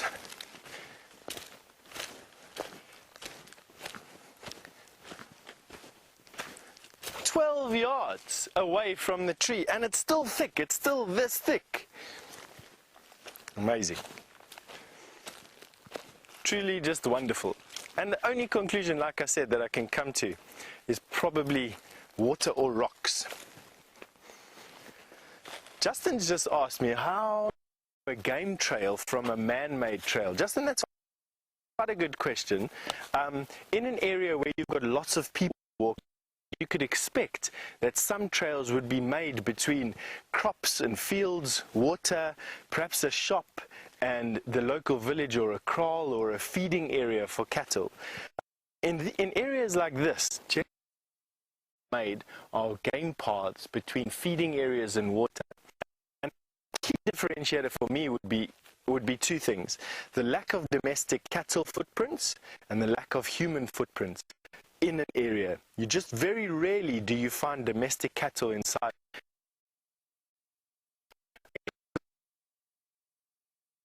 They will get preyed upon by lion that you just want.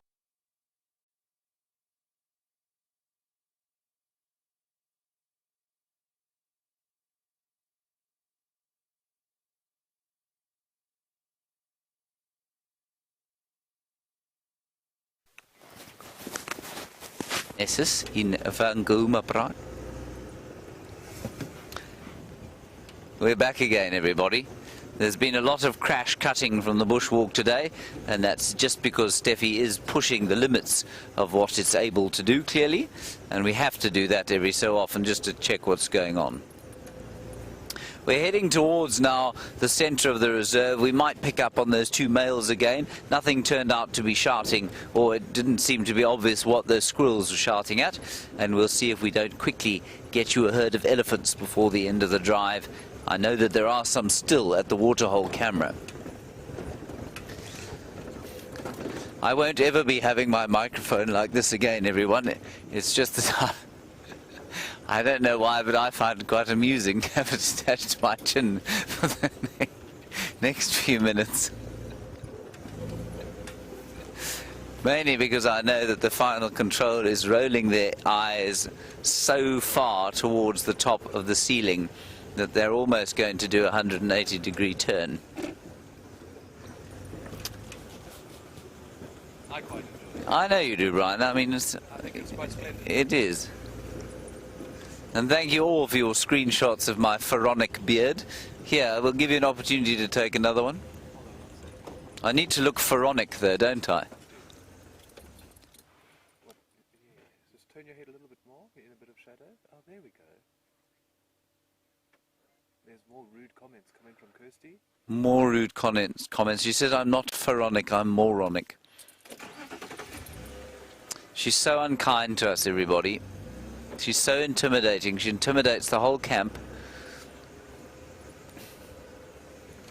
Not so, Bryan. I'm scared to speak up. Exactly. Don't say anything. Just keep quiet. Yeah.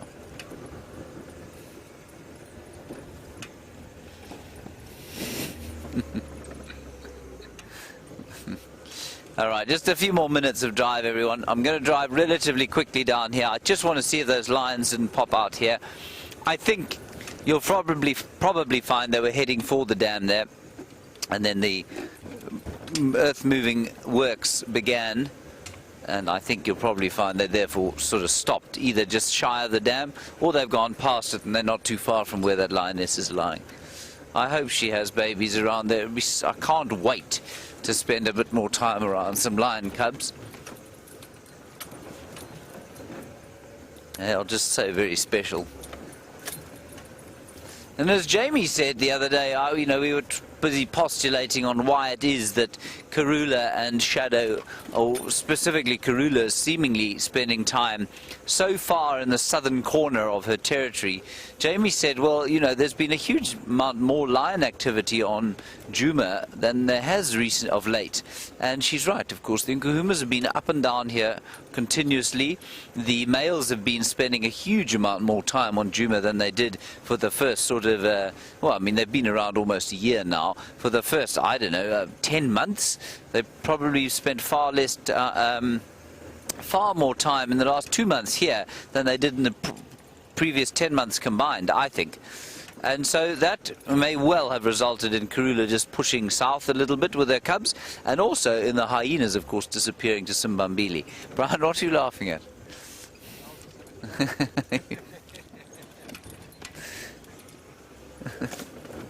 I've got entirely used to my new microphone position now. I think I might just stick with it. I do quite enjoy it. I imagine from where you're sitting it must look quite amusing. I can't see a difference, of course. Yes. We'll have to have a word with Jandre about modifying it slightly for the hat. I think we have got we're almost there. It's supposed to take out all the ruffling from the clothes, you see, which I think it did do. Yes, there's no ruffling of clothes now in this position. Maybe, yes, maybe we could chop it into a more pointed thing.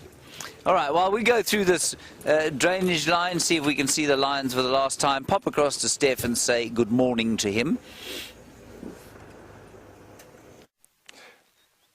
All right, so James having to reposition and go through a thick area has allowed us to get to a nice patch where we can say goodbye to you. And so I just have to say thank you on behalf of the SafariLIVE crew, myself, Stef, Winterboer and Dave. We just want to say thank you for joining us on the walk today. It's been a bit on and off, but we've seen some amazing things. The scorpion that was caught by the spider and that funky worm that had that headdress on. Awesome. But we were just going to say we're going to see you this afternoon for the sunset safari on the walk, and probably tomorrow morning as well. Have a good day wherever you are.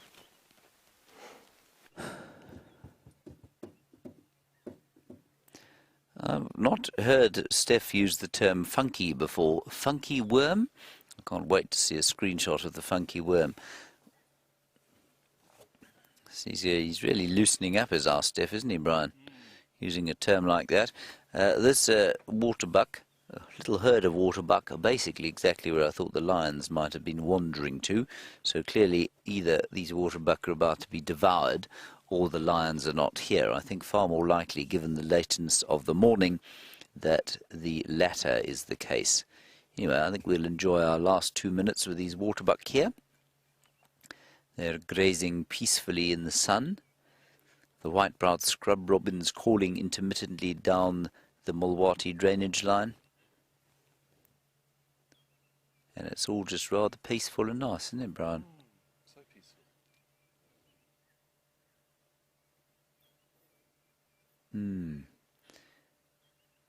A couple of orioles calling, one or two crested barbets.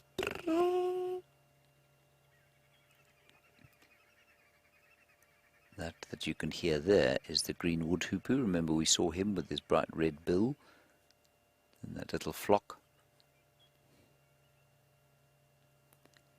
But everybody, if you ever feel a sense of tension and a need to let go, I've got to tell you, a winter's morning in the Lowveld like this is possibly one of the ultimate ways to unwind completely.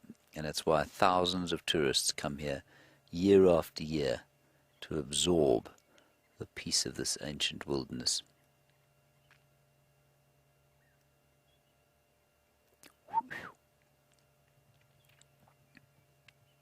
Now, I don't know if you're going to be with us this afternoon. I know that we are doing another rehearsal, and I'm not sure if that rehearsal is going to include you or not. But if it isn't, I am sorry about that. But we will be back to normal programming as of next week. And so it will be private this afternoon. Thank you, Bryan, for your efforts today. A big thank you to Stef, of course, and the thumb, and to Dave, and for the insults from the final control. Kirsten, thank you so much. Louise helping her. To most all of you, thank you for contributing and coming on the drive with us. We'll see you tomorrow.